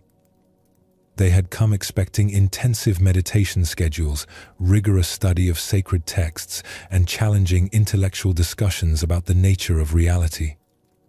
Instead, Master Norbu would often spend only a few minutes each evening offering simple instructions before sending everyone to sleep with the suggestion that their real learning would happen in dreams. Your waking mind, the master would explain, is like a gatekeeper who thinks he knows what's safe to allow inside and what should be kept out. He means well, but he's often too cautious, rejecting wisdom that doesn't fit his familiar categories. When you sleep, this gatekeeper steps aside, and deeper truths can enter without resistance. One student, a young man named Lobsang, who had spent years studying Buddhist philosophy at other monasteries, was particularly skeptical of this dream teaching approach. He had worked hard to develop his intellectual understanding of spiritual concepts and was eager to continue that kind of rigorous mental training. The suggestion that important learning could happen while he was unconscious seemed like superstition to his scholarly mind. For weeks, Lobsang would lie in his cell at night feeling frustrated and confused. He remembered very few of his dreams, and those he did recall seemed like random nonsense rather than profound spiritual instruction. Meanwhile, other students would wake in the morning speaking excitedly about insights they had received, problems that had been solved, and deep understanding that had emerged during their sleeping hours. One evening, Master Norbu called Lobsang aside after the day's final meditation. "You're working too hard," the master observed gently. "You approach sleep the same way you approach study, trying to achieve something, trying to control the outcome. But dreams are not examinations you can pass through effort. They're gifts that come only when the mind is truly at rest." "But how can I learn anything if I'm unconscious?" Lobsang asked. "How can wisdom be transmitted when I'm not even aware of receiving it?" Master Norbu smiled and pointed to a flowering tree visible through the window of his teaching room. "Look at that tree," he said. "Do you think it works hard to grow? Does it study treatises on how to produce blossoms? Does it analyze the process of photosynthesis?" Lobsang had to admit that the tree seemed to grow effortlessly, following some natural intelligence that required no conscious effort. "Your sleeping mind is like that tree," the master explained. "It knows how to grow in wisdom without your waking mind needing to supervise the process. But just as the tree needs the right conditions, good soil, adequate water, proper sunlight, your dreaming consciousness needs the right conditions to receive teaching. The primary condition is genuine rest, not the restless half-sleep of a mind that's still trying to control and achieve." That night, Lobsang approached sleep differently. Instead of trying to program himself to receive teachings or remember dreams, he simply focused on creating the deepest rest possible. He released his expectations, his desire to understand, even his wish to be a good student. He allowed his mind to settle like sediment in water, becoming clear and still. In the dream that came, Lobsang found himself walking through a vast library where all the books were blank. At first, this seemed like a nightmare for someone who loved learning through reading. But as he moved through the empty shelves, he began to feel a profound peace. The absence of external information allowed him to notice a different kind of knowing that was arising from within. Understanding that didn't come from books or teachers, but from a source deeper than intellectual learning. When Lobsang woke, he couldn't remember the specific details of the dream, but something fundamental had shifted in his understanding. He felt a confidence in his own inner wisdom that had never been there before. The questions that had been troubling him about spiritual practice seemed less urgent, not because they had been answered intellectually, but because he had accessed a way of knowing that transcended the need for mental solutions. From that night forward, Lobsang's entire approach to learning transformed. He continued his daytime studies and meditation practice, but he no longer tried to force understanding through mental effort alone. He learned to work with his conscious mind during the day and then trust his unconscious wisdom to continue the integration process during sleep. Years later, when Lobsang became a teacher himself, students would ask him to explain the doctrine of emptiness or the nature of Buddha consciousness. Instead of launching into intellectual explanations, he would often say, "Practice sincerely during the day, then sleep deeply, and let the teaching continue in dreams." Some truths can only be understood when the thinking mind stops working so hard. Master Norbu lived to be very old, and his monastery became famous throughout Tibet for producing students who seemed to possess an unusually deep and stable understanding of spiritual principles. When other teachers asked about his methods, he would simply say, "I teach half the time. Sleep teaches the other half. My job is to plant seeds. Sleep's job is to help them grow into wisdom." Like Lobsang, you can learn to trust the profound intelligence that becomes available when conscious effort steps aside. Right now, as you settle into sleep, countless processes of healing and integration are preparing to begin their work. You don't need to understand these processes or supervise them any more than you need to consciously direct the beating of your heart or the flow of your breath. Your mind knows how to sort through the day's experiences, keeping what's useful and releasing what's no longer needed. Your emotions know how to process and balance themselves during sleep, often resolving conflicts and tensions that seemed overwhelming during waking hours. Your body knows how to repair, restore, and renew itself while you rest, engaging in complex work of cellular maintenance that would be impossible to manage consciously. This automatic wisdom that operates during sleep is not separate from your deepest spiritual nature.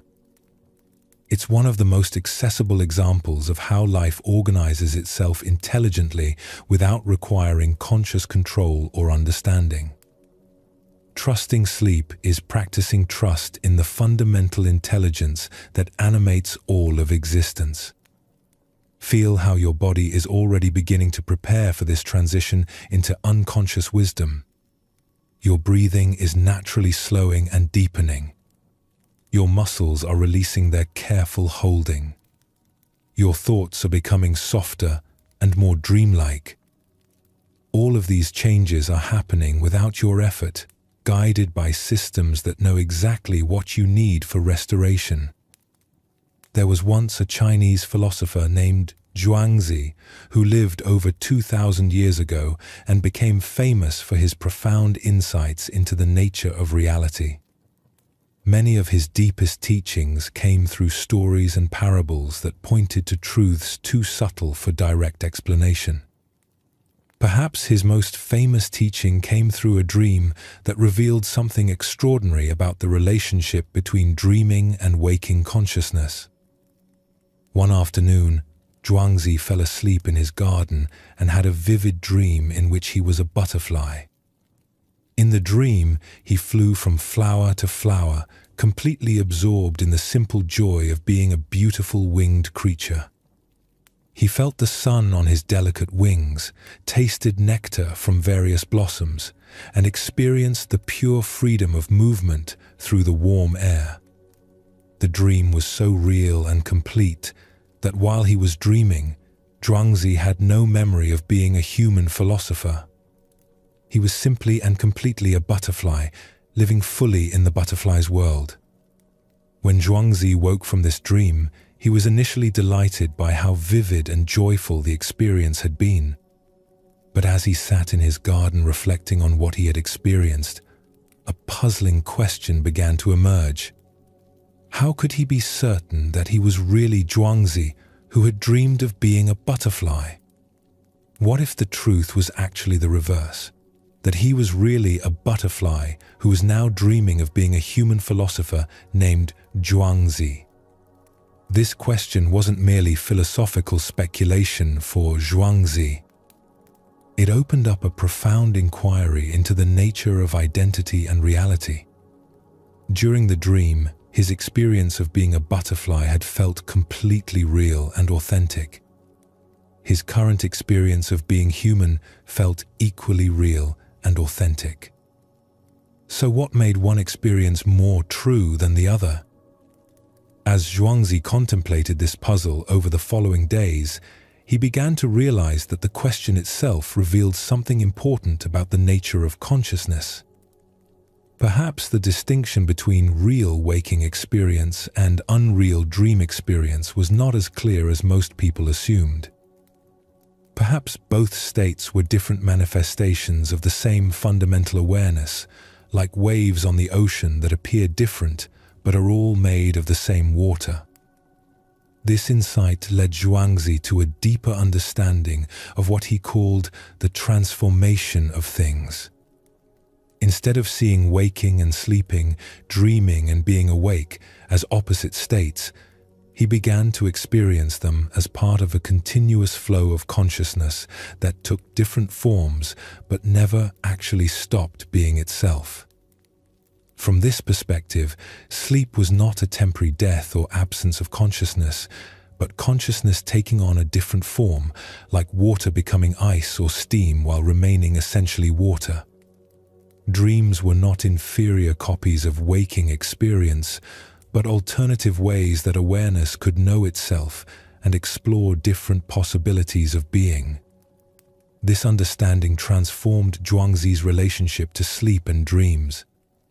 Instead of seeing sleep as dead time that interrupted his waking life, he experienced it as another room in the vast house of consciousness. Instead of dismissing dreams as meaningless fantasies, he paid attention to them as legitimate forms of experience that could offer their own kinds of wisdom.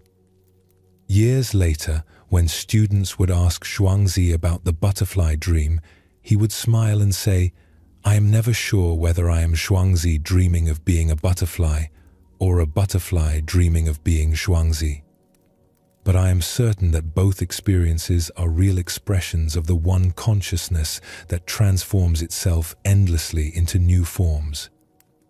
This teaching became known as Zhuangzi's butterfly, and it has inspired contemplatives for over 2 millennia to question their assumptions about the relationship between waking and sleeping consciousness.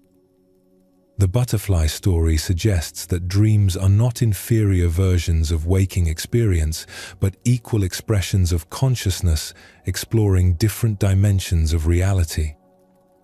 Like Zhuangzi, you can approach the transition into sleep not as leaving consciousness behind, but as consciousness preparing to explore a different landscape.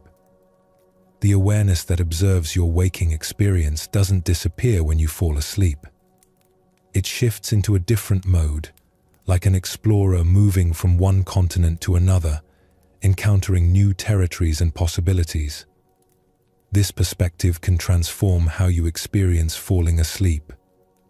Instead of losing consciousness, you're allowing consciousness to take on a new form. Instead of becoming absent, you're becoming present to different dimensions of experience. The you that dreams is the same you that's reading these words now, simply exploring reality from a different vantage point. Your dreams tonight will be legitimate experiences, worthy of the same respect you give to waking activities. The insights that emerge during sleep, the problems that get solved, the emotional processing that occurs, all of this is real work being done by real intelligence, just in a different mode than daytime consciousness.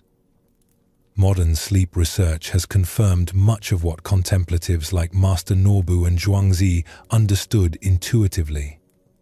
During sleep, the brain engages in complex processes of memory consolidation, emotional regulation, and problem-solving that are impossible during waking hours. The unconscious mind can make connections and find solutions that elude conscious analysis, often presenting them in dreams or making them available upon waking. But this scientific understanding, valuable as it is, points to something even more profound that ancient wisdom traditions recognized. Sleep is not just a biological necessity, but a doorway into aspects of intelligence that transcend individual thinking. It's a nightly return to the source of consciousness itself, where individual awareness reconnects with the larger intelligence that orchestrates all of life's processes. When you trust sleep to do its healing work, you're not just trusting your personal unconscious mind. You're trusting the same intelligence that guides the growth of plants, the migration of birds, the healing of wounds, and the countless other processes that sustain life on Earth. Sleep connects you to this vast network of natural intelligence, allowing it to work through your individual system for restoration and renewal. Feel how your body is already responding to this deeper intelligence as you settle towards sleep. Your temperature is beginning to lower, creating optimal conditions for rest. Your heart rate is slowing to its nighttime rhythm. Hormones that support healing and growth are being released into your system. All of this is happening automatically, guided by wisdom that predates human consciousness by millions of years.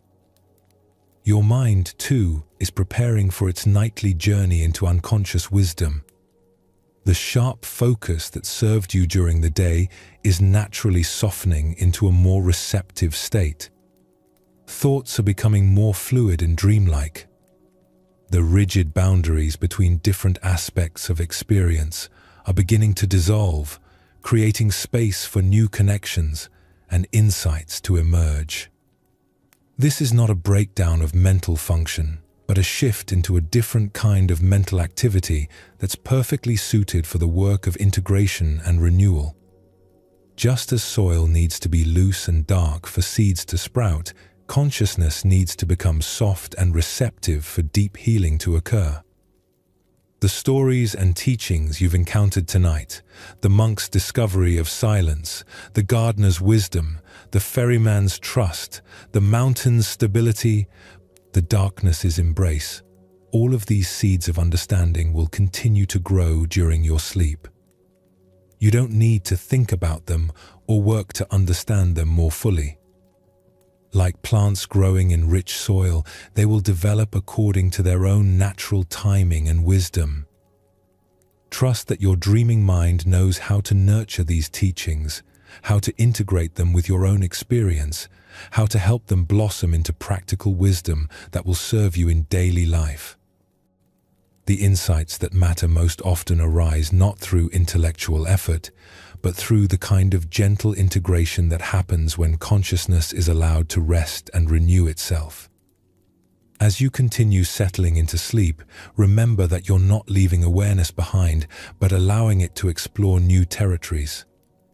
You're not becoming absent, but becoming present to different dimensions of experience.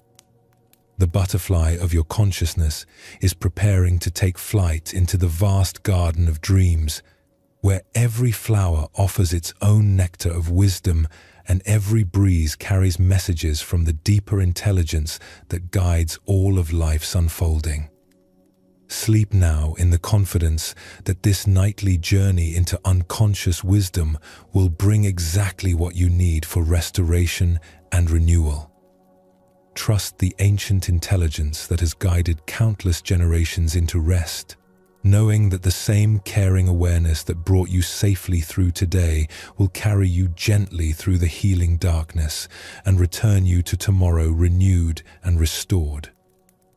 The butterfly awaits, ready to carry your consciousness into new gardens of experience where the deepest teachings bloom in the gentle darkness of sleep.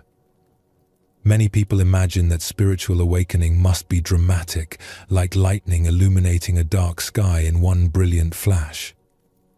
But the ancient masters knew that the most lasting transformations usually happen like dawn breaking, so gradually that you don't notice the exact moment when darkness becomes light. The gentlest touch often penetrates deepest, and the softest voice can be heard most clearly when the mind has learned to listen. As you prepare for sleep, you're practicing this same art of gentle awakening, awakening to rest, awakening to trust, awakening to the profound intelligence that knows how to restore and renew without any effort from your conscious mind. This nightly practice of surrender is teaching you the very skills that lead to the deepest kinds of spiritual opening: patience, trust, and the willingness to let transformation happen in its own perfect timing. In the bamboo forests of ancient Korea, there lived a young monk named Sunim who had become frustrated with what he perceived as his slow progress in meditation practice. He had been sitting regularly for several years, following all the traditional instructions with diligent effort.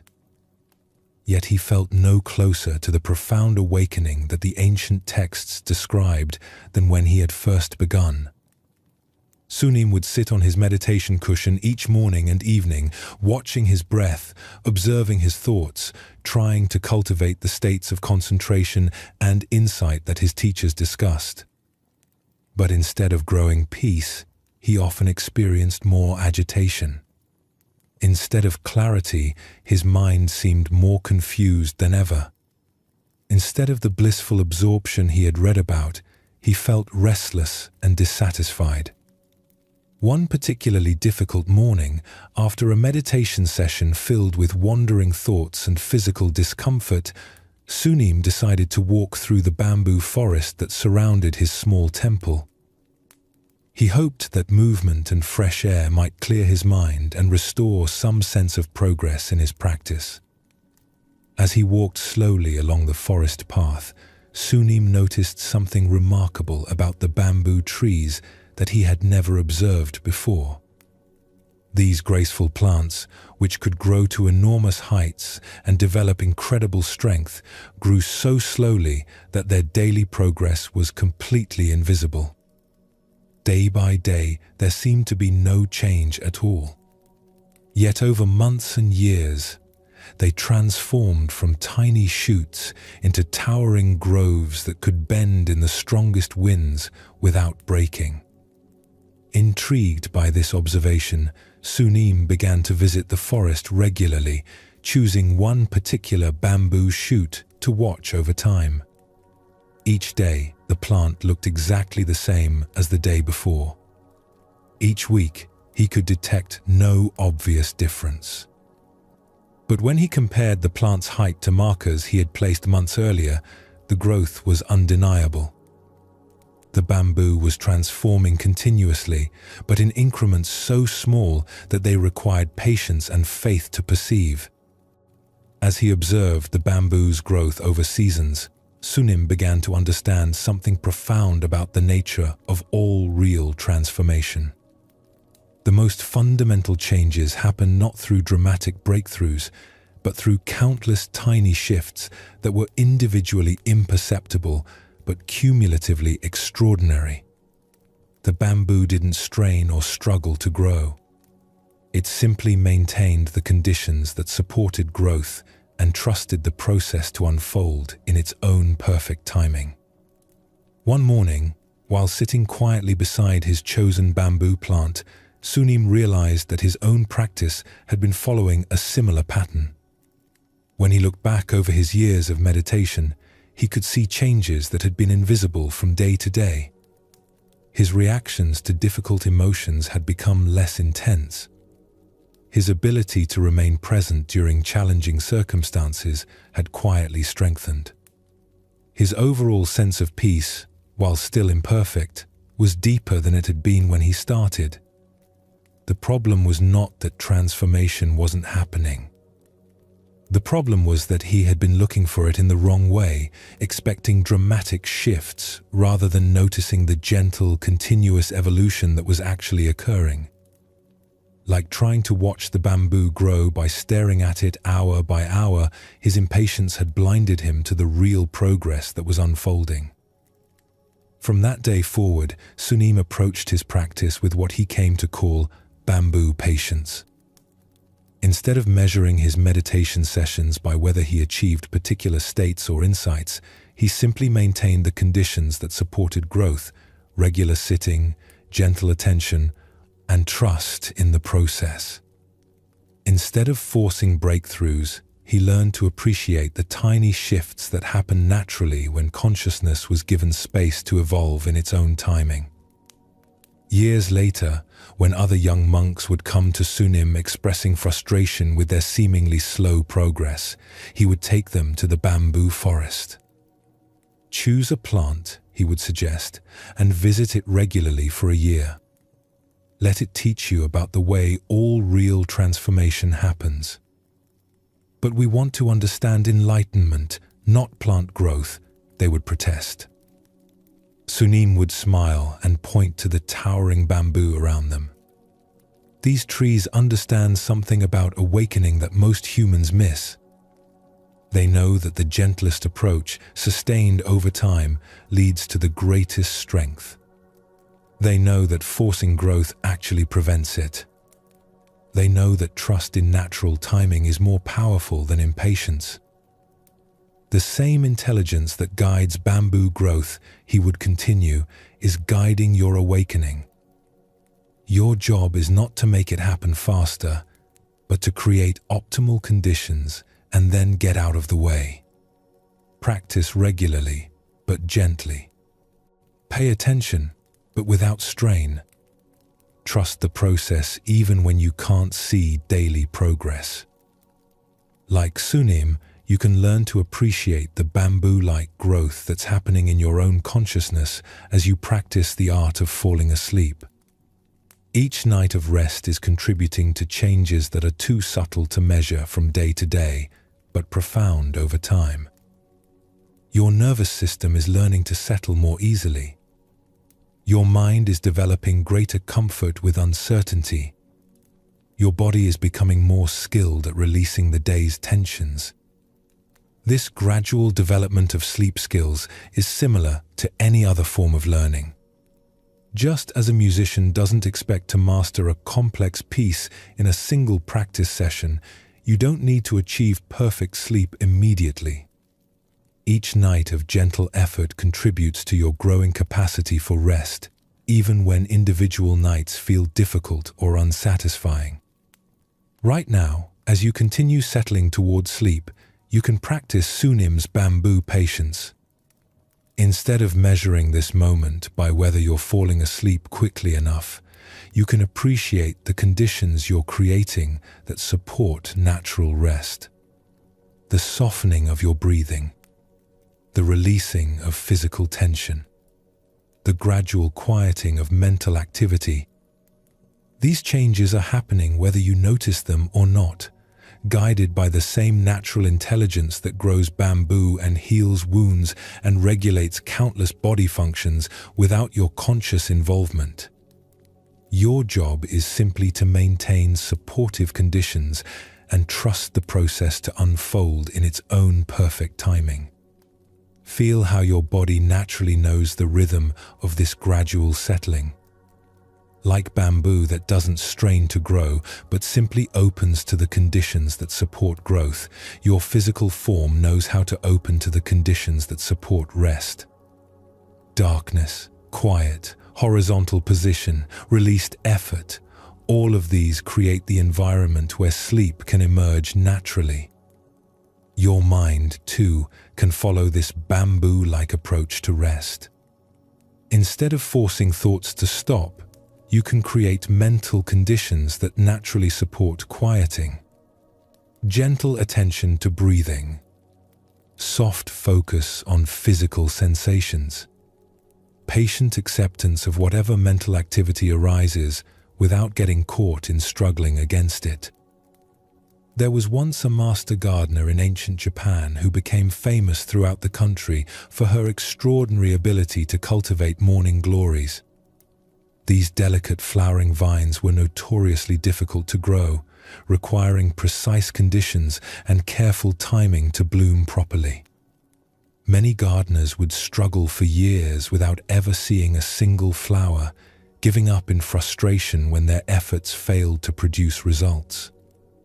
But Keiko, the master gardener, had developed an approach that seemed almost magical in its effectiveness. Visitors would come from distant provinces to learn her secrets, expecting to discover some special technique or hidden knowledge that would guarantee success with these challenging plants. To their surprise, Keiko's methods appeared remarkably simple, almost disappointingly so.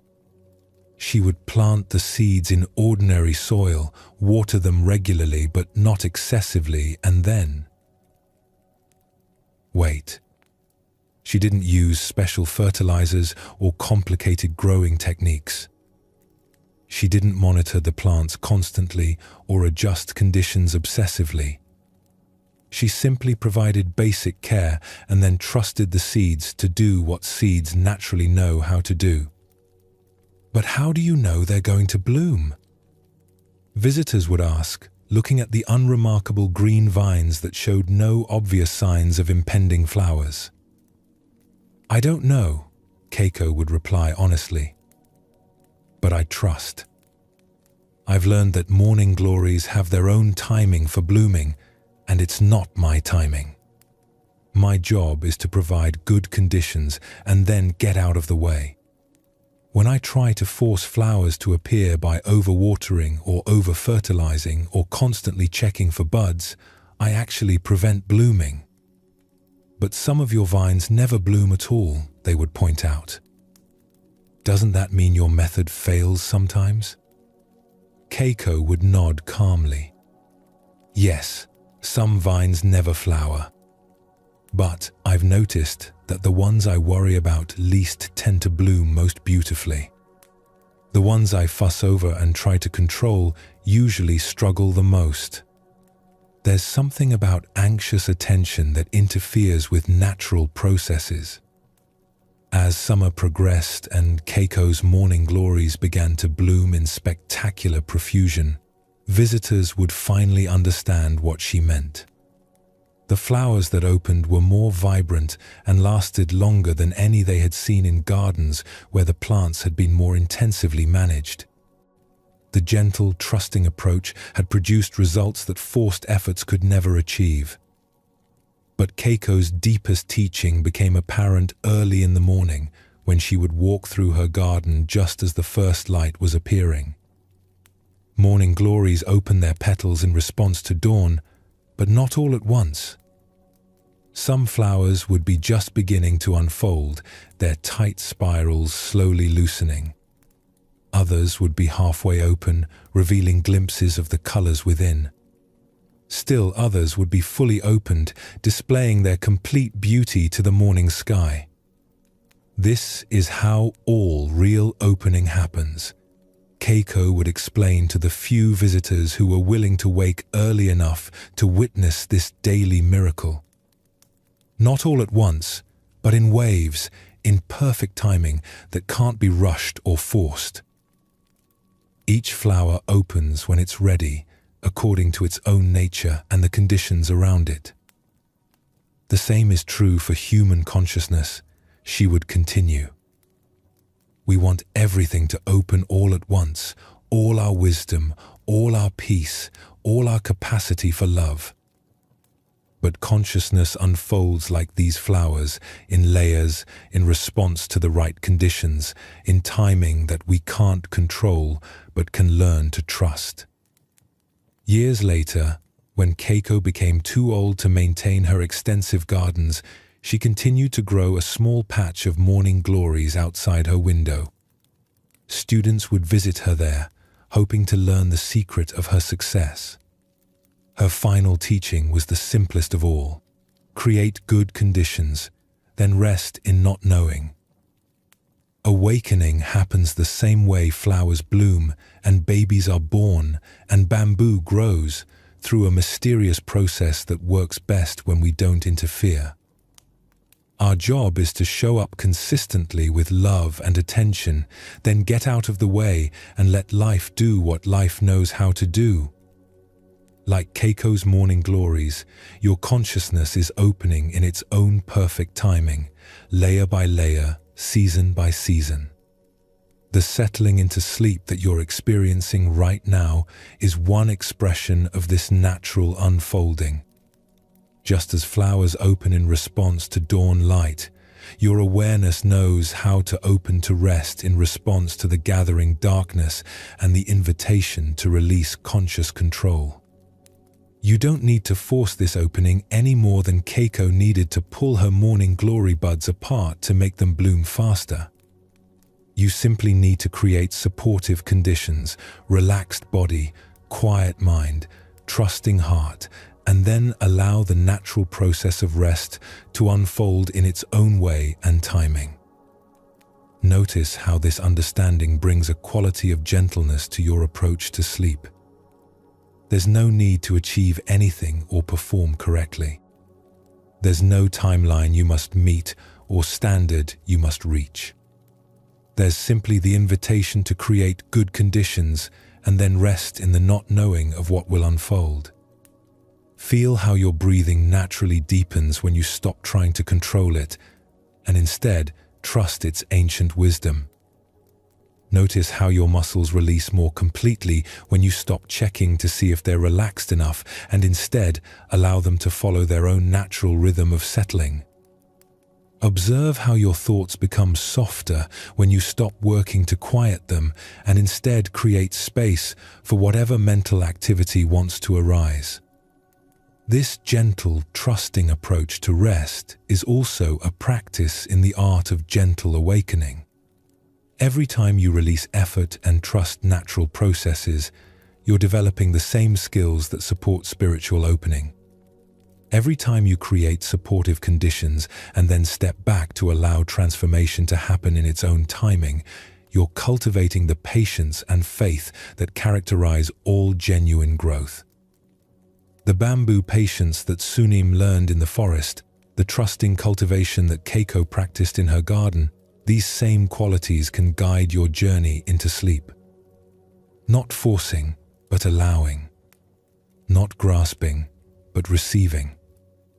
Not controlling, but trusting the ancient intelligence that knows exactly how to restore and renew your body, mind, and spirit during the hours of rest.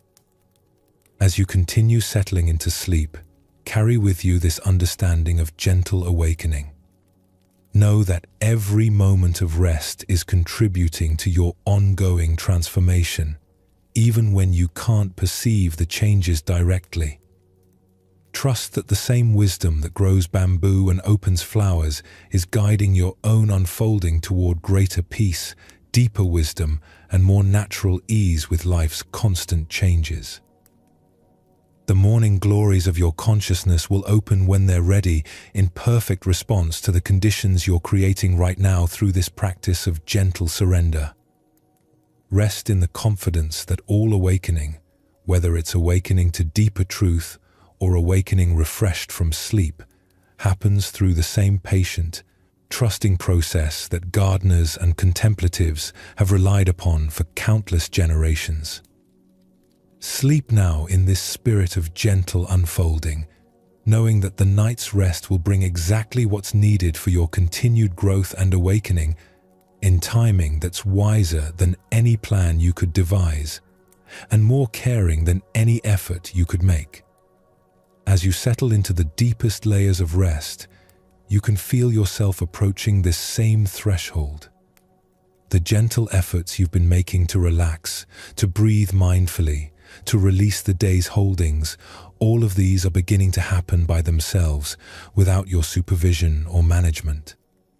You are discovering the space where doing transforms into being, where trying dissolves into trusting, where your individual will align so completely with the flow of life that there is no longer any sense of separation between your intention and what naturally wants to unfold. In a monastery hidden deep in the forests of ancient Burma, there lived a meditation master named Thant who had spent 40 years developing the most refined and sophisticated spiritual practices. He was renowned throughout the region for his ability to enter extremely deep states of concentration, his mastery of complex visualization techniques, and his encyclopedic knowledge of meditation methods from various traditions. Students would travel from distant countries to learn from Thant, hoping to acquire even a fraction of his impressive spiritual skills. The master would teach them intricate breathing techniques, elaborate mindfulness exercises, and detailed instructions for cultivating specific mental states. His students made remarkable progress under his guidance, developing abilities that other teachers considered quite advanced. But despite his outward success and the respect he commanded, Thant harbored a secret doubt that grew stronger with each passing year. While he could demonstrate all the classical signs of spiritual attainment, while he could guide students to experiences they found profoundly meaningful, he himself felt somehow removed from the simple, natural peace that he had glimpsed in his very earliest days of practice. The harder Thant worked to perfect his meditation, the more complex his techniques became, and the further he seemed to drift from the effortless joy that had originally drawn him to spiritual life. He had become so skilled at doing meditation that he had forgotten how to simply be. His practice had become so refined that it required constant maintenance and adjustment, leaving little space for the spontaneous arising of natural wisdom. One evening, feeling particularly burdened by the weight of his accumulated spiritual achievements, Thant decided to take a walk in the forest surrounding his monastery. He had no particular destination in mind, no meditation technique to practice, no spiritual goal to accomplish. He simply walked because walking felt better than sitting in his meditation hall, surrounded by the evidence of his sophisticated but somehow unsatisfying practice. As he wandered deeper into the forest, Thant came upon a small clearing where an old man sat beside a tiny campfire. The stranger appeared to be a simple woodcutter, his clothes worn and practical, his face weathered by years of outdoor work. There was nothing obviously spiritual about him, no signs of special knowledge or attainment. Yet something in his presence made Thant pause and ask if he might sit beside the fire for a few minutes. The old man gestured warmly toward a fallen log, and Thant settled himself across the fire from this unexpected encounter. They sat in comfortable silence for some time, the old man occasionally tending his fire with movements so natural and unself-conscious that they seemed like extensions of the forest's own rhythms. "You look like a man who carries a heavy load," the woodcutter eventually observed, his voice gentle but direct. Thant was surprised by this comment. "What do you mean?" "I'm not carrying anything physical." The old man smiled and pointed to Thant's shoulders, which the meditation master suddenly realized were tense and elevated despite his years of practicing relaxation techniques. "Perhaps not physical," the woodcutter said, "but you're carrying something that's wearing you down. I've seen that particular kind of tiredness before." Despite himself, Thant found himself opening up to this simple stranger, describing his decades of spiritual practice, his mastery of complex techniques, and his growing sense that all his accomplishments were somehow missing the essential point. As he spoke, he realized how much effort he was putting into maintaining his identity as an advanced practitioner, how exhausting it had become to live up to his own standards of spiritual achievement. The woodcutter listened with the kind of complete attention that Thant usually associated with the deepest meditation states, yet the old man seemed to be making no effort at all to be present. His attention was as natural as a tree's attention to sunlight, as effortless as water's attention to flowing downhill. "Tell me," the woodcutter said when Thant had finished describing his spiritual dilemma, "when you first began practicing meditation, before you learned all these sophisticated techniques, what was it like?" Thant thought back to his earliest days as a young monk, when meditation had been simple and fresh. It was easy, he admitted. I would just sit and breathe, and peace would come naturally. I didn't know enough to make it complicated. And you think you know more now than you did then?" The old man asked, stirring the fire with a stick. "Well, yes," Thant replied. "I've studied with masters, learned advanced techniques, developed abilities I never had as a beginner." The woodcutter nodded thoughtfully. "I've been cutting wood for 50 years, he said. "When I started, I would struggle with each tree, using all my force and determination. I thought skill meant working harder and developing more sophisticated cutting techniques. 5. But you know what I discovered?" Thant shook his head. "The trees wanted to fall. My job was not to make them fall through superior technique, but to find the natural point where they were ready to let go. Now, when I cut wood, I barely feel like I'm doing anything. The axe knows where to go, the tree knows when to release, and I just participate." As the old man spoke, something began to shift in Thant's understanding.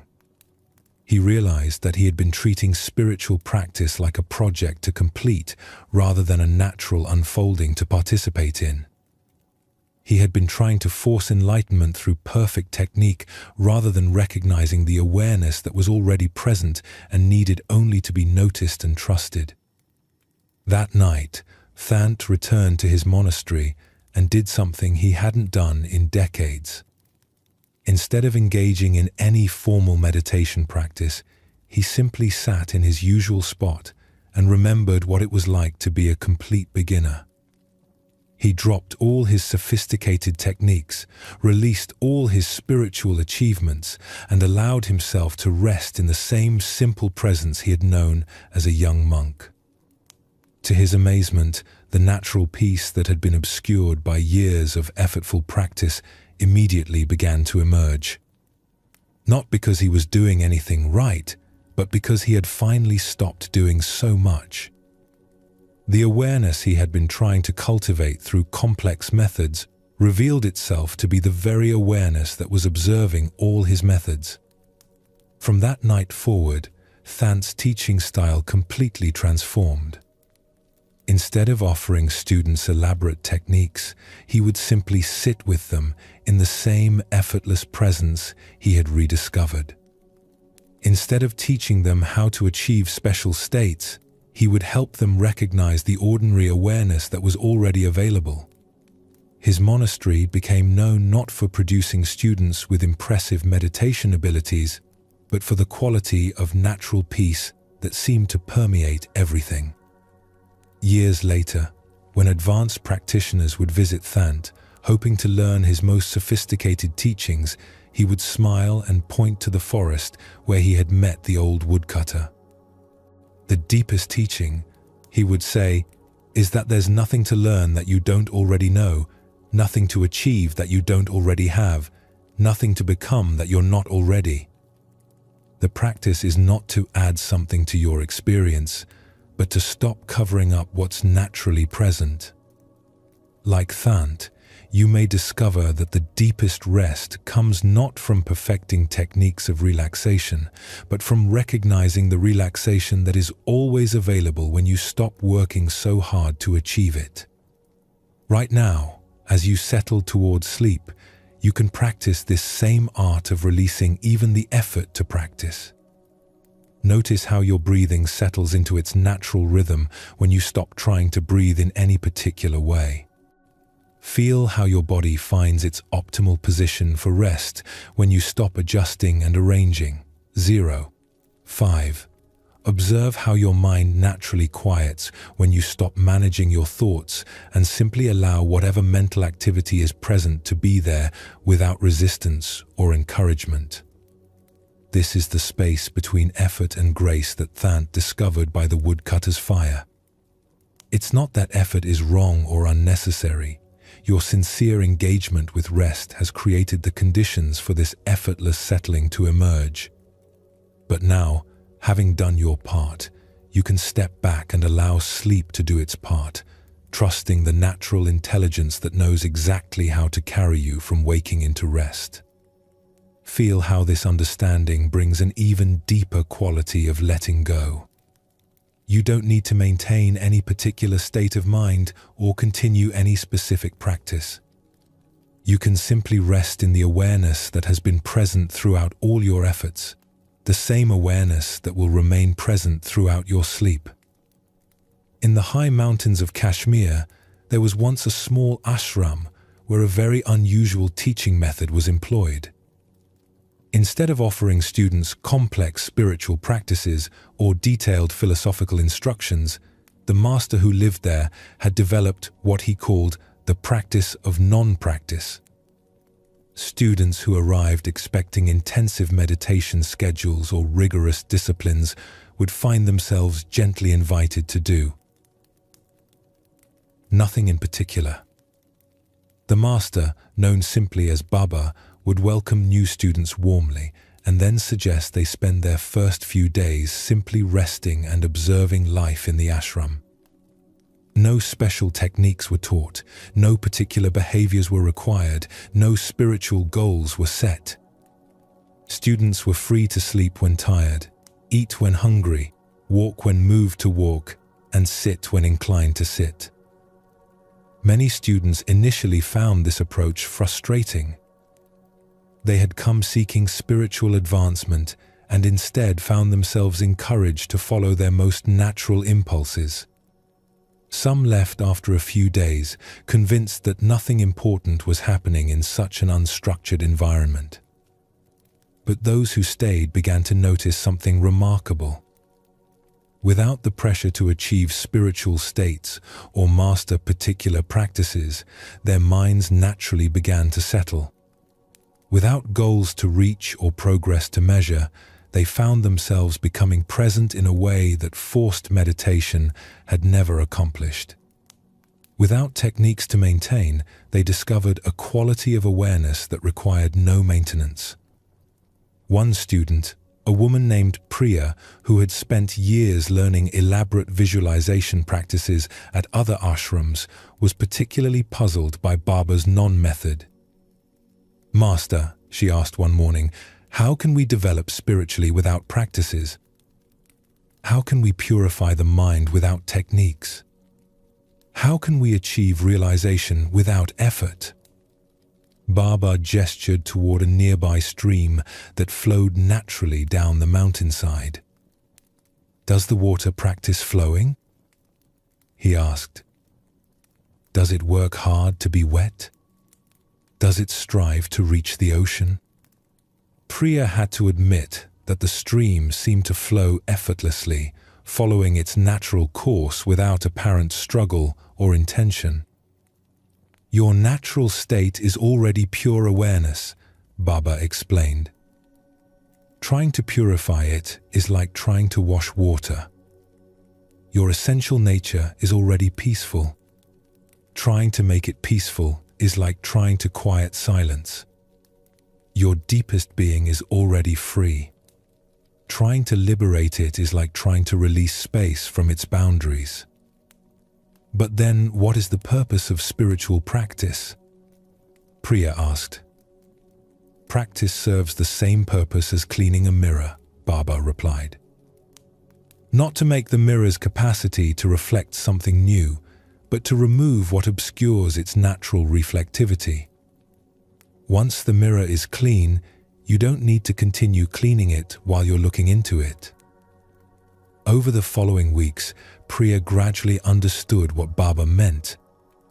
The intensive practices she had learned were like cleaning methods that had their place, but once the natural clarity of awareness was recognized, continued effort became unnecessary and even counterproductive. She learned to rest in the awareness that was already present rather than trying to create some new state of consciousness. The most profound teaching at Baba's ashram came through what students called the invitation to stop. At a certain point in each student's stay, usually when they had settled into the rhythm of non-practice, Baba would offer a simple suggestion: stop trying to be spiritual. Stop working toward enlightenment. Stop practicing altogether. Just be what you already are. This invitation often triggered a crisis for serious spiritual seekers. Without practices to maintain or goals to pursue, many students initially felt lost and purposeless. But those who could accept Baba's invitation discovered something extraordinary. The peace they had been seeking through practice was immediately available when seeking stopped. Priya later described this transition as falling through the bottom of seeking into what was always there. She realized that all her years of practice had been valuable preparation for this moment of recognition, but the recognition itself happened not through more practice, but through the complete relaxation of any effort to achieve anything. When Baba eventually died, students expected the ashram to close or transform into a more conventional teaching center. Instead, they found that the quality of effortless presence he had embodied seemed to have permeated the place itself. Visitors would arrive with complex spiritual agendas and find themselves naturally settling into the same non-practice that Baba had embodied. The teaching continued not through methods or techniques, but through the direct transmission of a way of being that required nothing and offered everything. Like the students at Baba's ashram, you can discover right now what happens when you stop trying to achieve the perfect state for sleep and instead rest in the awareness that's already present. The consciousness that has been observing your efforts to relax doesn't need to be improved or altered. It's already the perfect space for rest to arise naturally. Feel how this recognition allows you to stop managing your experience and simply be present with whatever is happening. Your thoughts can continue their natural movement without your supervision. Your body can continue its natural settling without your guidance. Your breath can continue its natural rhythm without your attention. All of these processes know how to support your movement towards sleep without requiring conscious intervention. This is the space between effort and grace where sleep becomes not something you achieve, but something you receive. Like a gift that can only be accepted when your hands are finally empty of trying to earn it, rest becomes available when you stop working to deserve it and simply allow yourself to be held by the natural intelligence that has been supporting you all along. The woodcutter's ease with his work, Thant's rediscovery of beginner's mind, Baba's invitation to stop trying, all of these teachings point to the same profound recognition. The peace you seek is what you are seeking from. The rest you desire is what is already resting as your deepest nature. The sleep you're approaching is simply consciousness allowing itself to settle into its own source. Tonight, as you continue this gentle descent into rest, you can practice this ultimate non-practice. Allow everything to be exactly as it is, without trying to improve or change anything. Rest in the awareness that requires no maintenance, needs no development, and lacks nothing. Let this moment of settling into sleep become your most natural expression of the effortless being that you have always been. In this space between effort and grace, between doing and being, between seeking and finding, sleep arrives not as an achievement, but as a homecoming. The threshold you're crossing now leads not to unconsciousness, but to the recognition that consciousness itself is what has been seeking rest, and consciousness itself is the rest that was being sought. Allow yourself now to dissolve completely into this recognition, trusting that what you essentially are never sleeps and never wakes, but simply is, the eternal awareness in which all sleeping and waking arise and pass away like gentle waves on an infinite ocean of peace. From the gentle wisdom of patient awakening, we now arrive at the deepest teaching of all, the discovery of rest that has no beginning and no end, peace that doesn't depend on conditions, and love that supports all beings throughout their journey from one day to the next. Like arriving at the ocean after following many different rivers, we now settle into the vast stillness that has been the source and destination of all the paths we've traveled together tonight. This is the place where all seeking finally comes to rest. Not because you have found what you were looking for elsewhere, but because you have remembered what was never actually lost.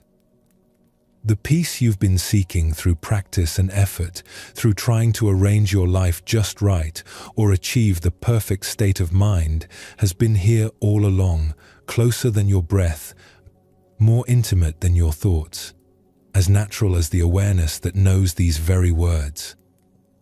In this final stretch of our journey together, we rest in the understanding that there is nowhere to go and nothing to become. There is only this eternal moment of being, this infinite rest that welcomes you exactly as you are, tired from the day's journey and ready now to dissolve into the loving darkness that cradles all of life in its tender embrace. High in the mountains of ancient Tibet, in a cave so remote that even the sound of wind seemed distant and soft, lived a hermit known throughout the region simply as the eternal sleeper. This was not because he spent all his time unconscious, but because those who encountered him said he seemed to rest in a quality of peace so profound that it was like meeting someone who had discovered the secret of perfect sleep while remaining fully awake. Pilgrims would make arduous journeys to seek his teachings, climbing for days through treacherous mountain passes to reach his simple cave dwelling.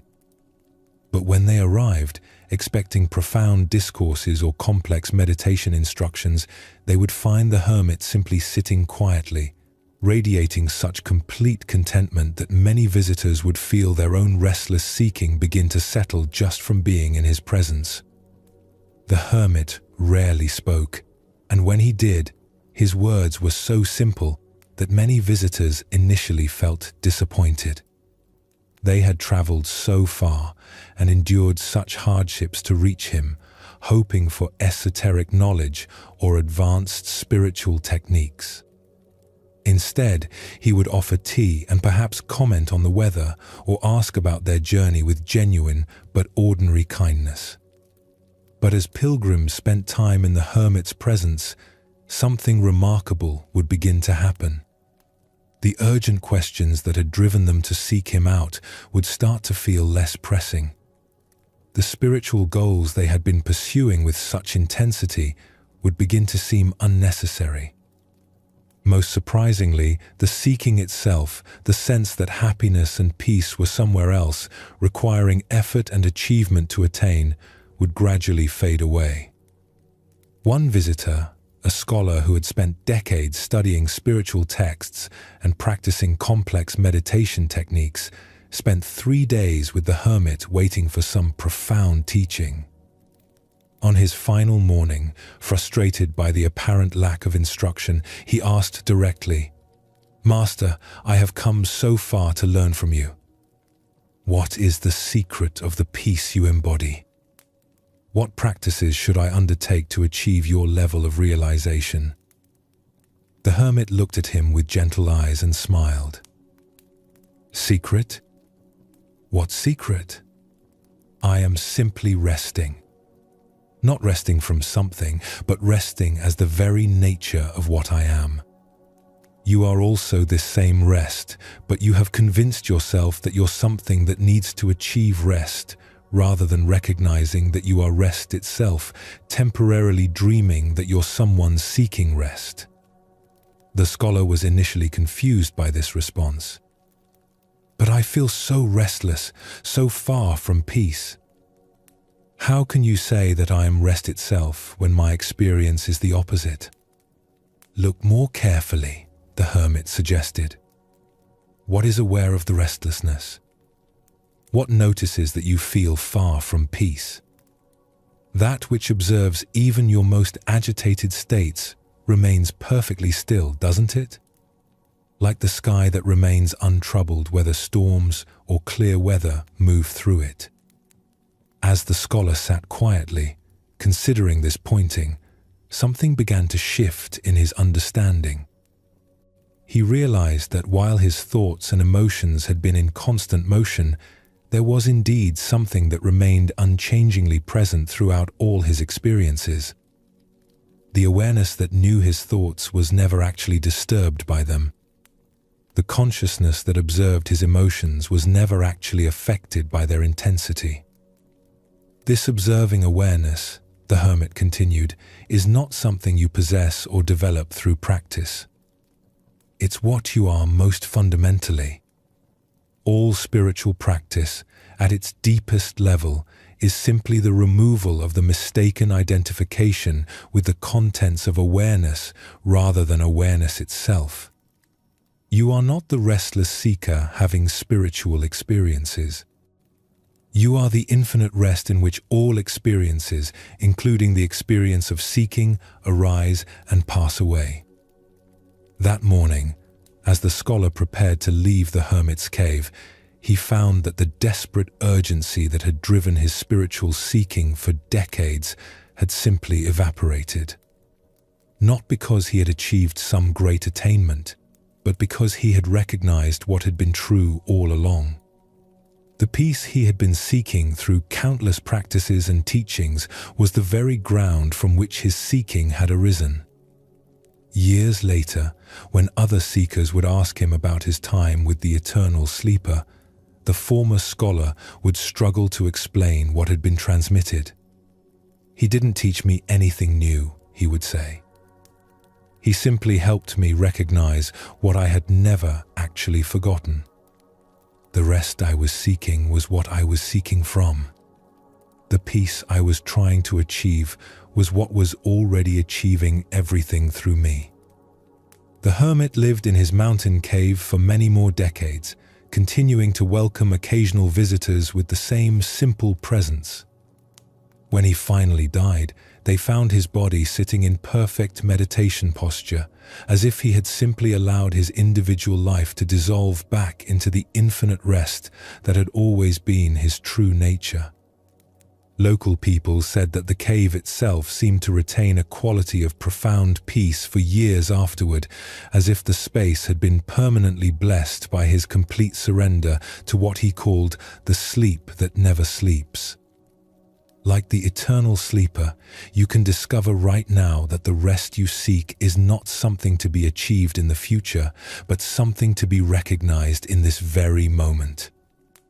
The awareness that is reading these words, the consciousness that has been present throughout your entire day and will remain present throughout your sleep, is itself the infinite rest that needs nothing and lacks nothing.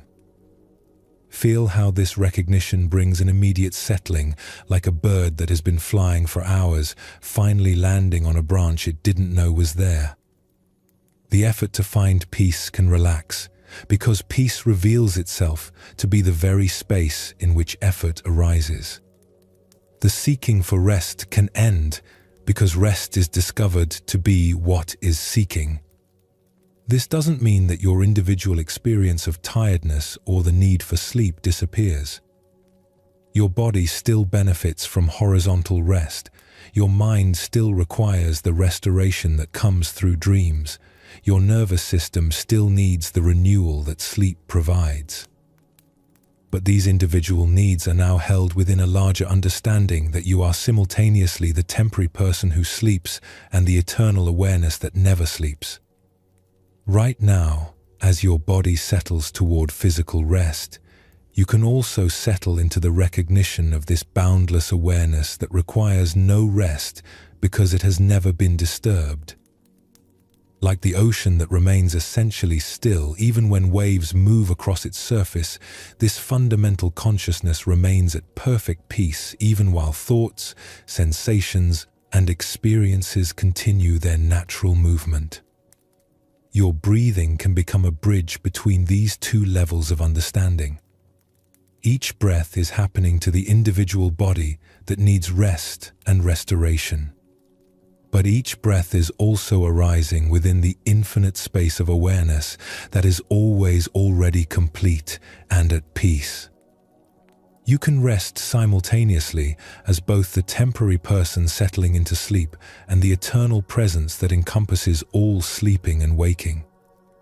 There was once a village beside a great lake where the water was so still and clear that it perfectly reflected the sky above. The villagers had lived beside this lake for countless generations, but they had developed a curious habit. Instead of drawing their water directly from the lake, they would collect only the reflection of water that appeared in various pools and puddles around the village.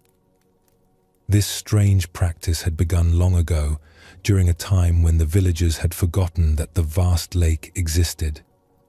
Their ancestors had become so focused on the small bodies of water they could see close to their homes that they gradually lost awareness of the great source from which all the smaller pools were fed. As generations passed, the memory of the lake faded completely, and the villagers came to believe that the scattered puddles were the only water available to them. As you might imagine, this approach to water gathering was quite difficult. The puddles were small and often muddy. They would sometimes dry up completely during hot weather, leaving the villagers anxious about their water supply. During storms, the puddles would become choppy and unclear, making the water unpleasant to drink. The villagers spent enormous amounts of time and energy trying to manage their collection system, building complex networks of channels and containers to gather water from the various small sources. Some villagers became experts at predicting which puddles would have the clearest water on any given day. Others developed elaborate techniques for purifying the muddy water they collected. A few claimed to have found secret puddles that contained especially pure water, but these turned out to be no more reliable than any others. Despite all their efforts and expertise, the villagers never felt entirely secure about their water supply. One day, a child who had been playing near the village edge made a remarkable discovery. Chasing a ball that had rolled away from the usual play area, she found herself at the shore of the great lake that her village had forgotten. The water was so clear and still that she could see fish swimming far below the surface. It was so abundant that she couldn't see the far shore. And it was so peaceful that just looking at it filled her with a calm she had never experienced before. When the child ran back to tell the adults about her discovery, they initially didn't believe her. "Impossible," they said. "We know where all the water sources are. We've been collecting water here for generations." But curiosity eventually overcame skepticism, and a few villagers agreed to follow the child to see what she had found. The adults were amazed by what they discovered. Here was water so plentiful that their small collection containers seemed almost comical in comparison. Here was water so pure that all their elaborate purification systems were completely unnecessary. Here was water so reliable that they would never need to worry about scarcity again. But perhaps most remarkable of all was the realization that this great lake was the actual source of all the small puddles they had been struggling to collect from. The scattered pools around the village were not separate water sources, but temporary gatherings of water that had evaporated from the lake and returned as rain or seeped through underground channels from the same vast source. From that day forward, the villagers' entire relationship with water was transformed. They still used smaller containers for daily convenience, but they knew these were fed by an inexhaustible source. They still experienced occasional dry spells when puddles would disappear, but they no longer panicked because they knew the Great Lake was always there. Most importantly, they could finally relax their anxious efforts to secure water, knowing they were surrounded by abundance beyond anything they could ever need. Like the villagers who had forgotten about the Great Lake, most of us have become so focused on trying to collect peace and happiness from individual experiences that we've forgotten the infinite source from which all satisfying moments arise. We try to gather rest from sleep, joy from pleasant events, security from favorable circumstances, love from other people, not realizing that all of these temporary satisfactions are simply reflections of the boundless contentment that is our deepest nature. The awareness that is present right now as you listen to these words is like that great lake, vast, clear, inexhaustibly abundant, and the true source of all the temporary pools of peace you've been trying to collect throughout your life. You don't need to gather rest from sleep any more than the villagers needed to collect water from puddles once they rediscovered the lake. You can enjoy sleep as a beautiful expression of rest, but you don't need to depend on it for the fundamental peace that you are. This recognition transforms your approach to falling asleep from seeking to receiving. You're no longer trying to achieve rest through sleep, but allowing sleep to be one more beautiful expression of the rest that you fundamentally are. Like a wave that doesn't need to search for the ocean because it is the ocean in motion, you don't need to search for peace because you are peace temporarily expressing itself as someone preparing for sleep. Feel how this understanding allows an even deeper letting go than anything you've experienced so far tonight. There's nothing you need to accomplish through sleep because the restoration you seek is already fully present as your own deepest nature. There's nothing you need to escape from through unconsciousness because even your most difficult experiences are arising within the infinite peace that you are. Your body can settle completely now, knowing that it's resting not just on the bed beneath you, but in the boundless love that supports all existence.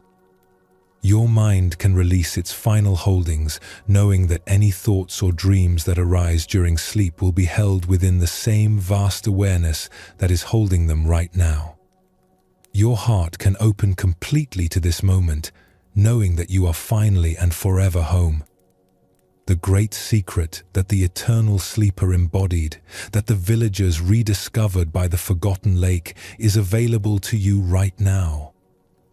Not as something to be achieved through practice or effort, but as something to be recognized as the most obvious and intimate truth of your existence.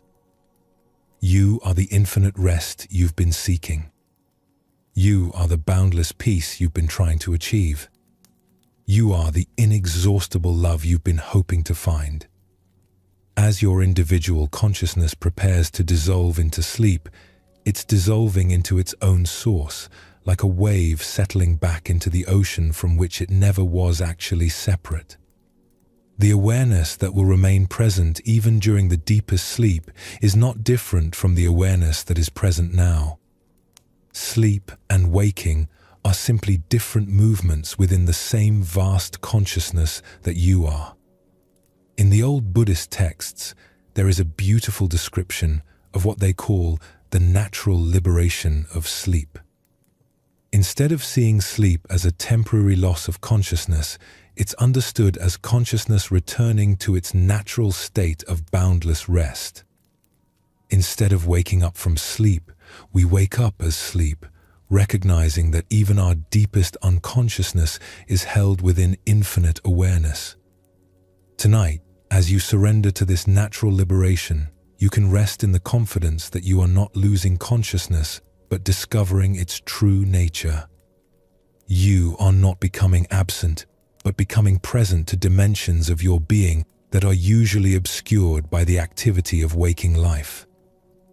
You are not falling into darkness, but settling into the luminous void from which all light emerges.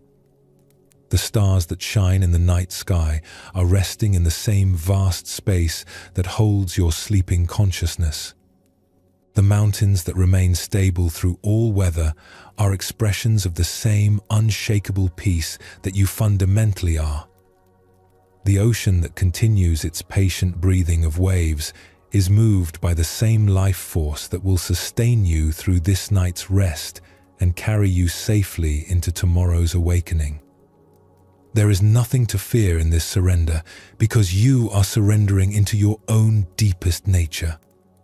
There is nothing to lose in this letting go because you are letting go into what you have always been. There is nothing to achieve through this rest, because rest is what is achieving everything, including this perfect moment of settling into sleep. The eternal sleeper's final teaching, whispered to a student just before his death, was simply this: there is only one consciousness, appearing as many beings dreaming they are separate. Sleep well in the knowledge that you have never been apart from the source of all rest, and you will wake tomorrow remembering more of who you have always been. Sleep now in this infinite rest, beloved friend. Sleep in the certainty that you are held by love that has no beginning and no end.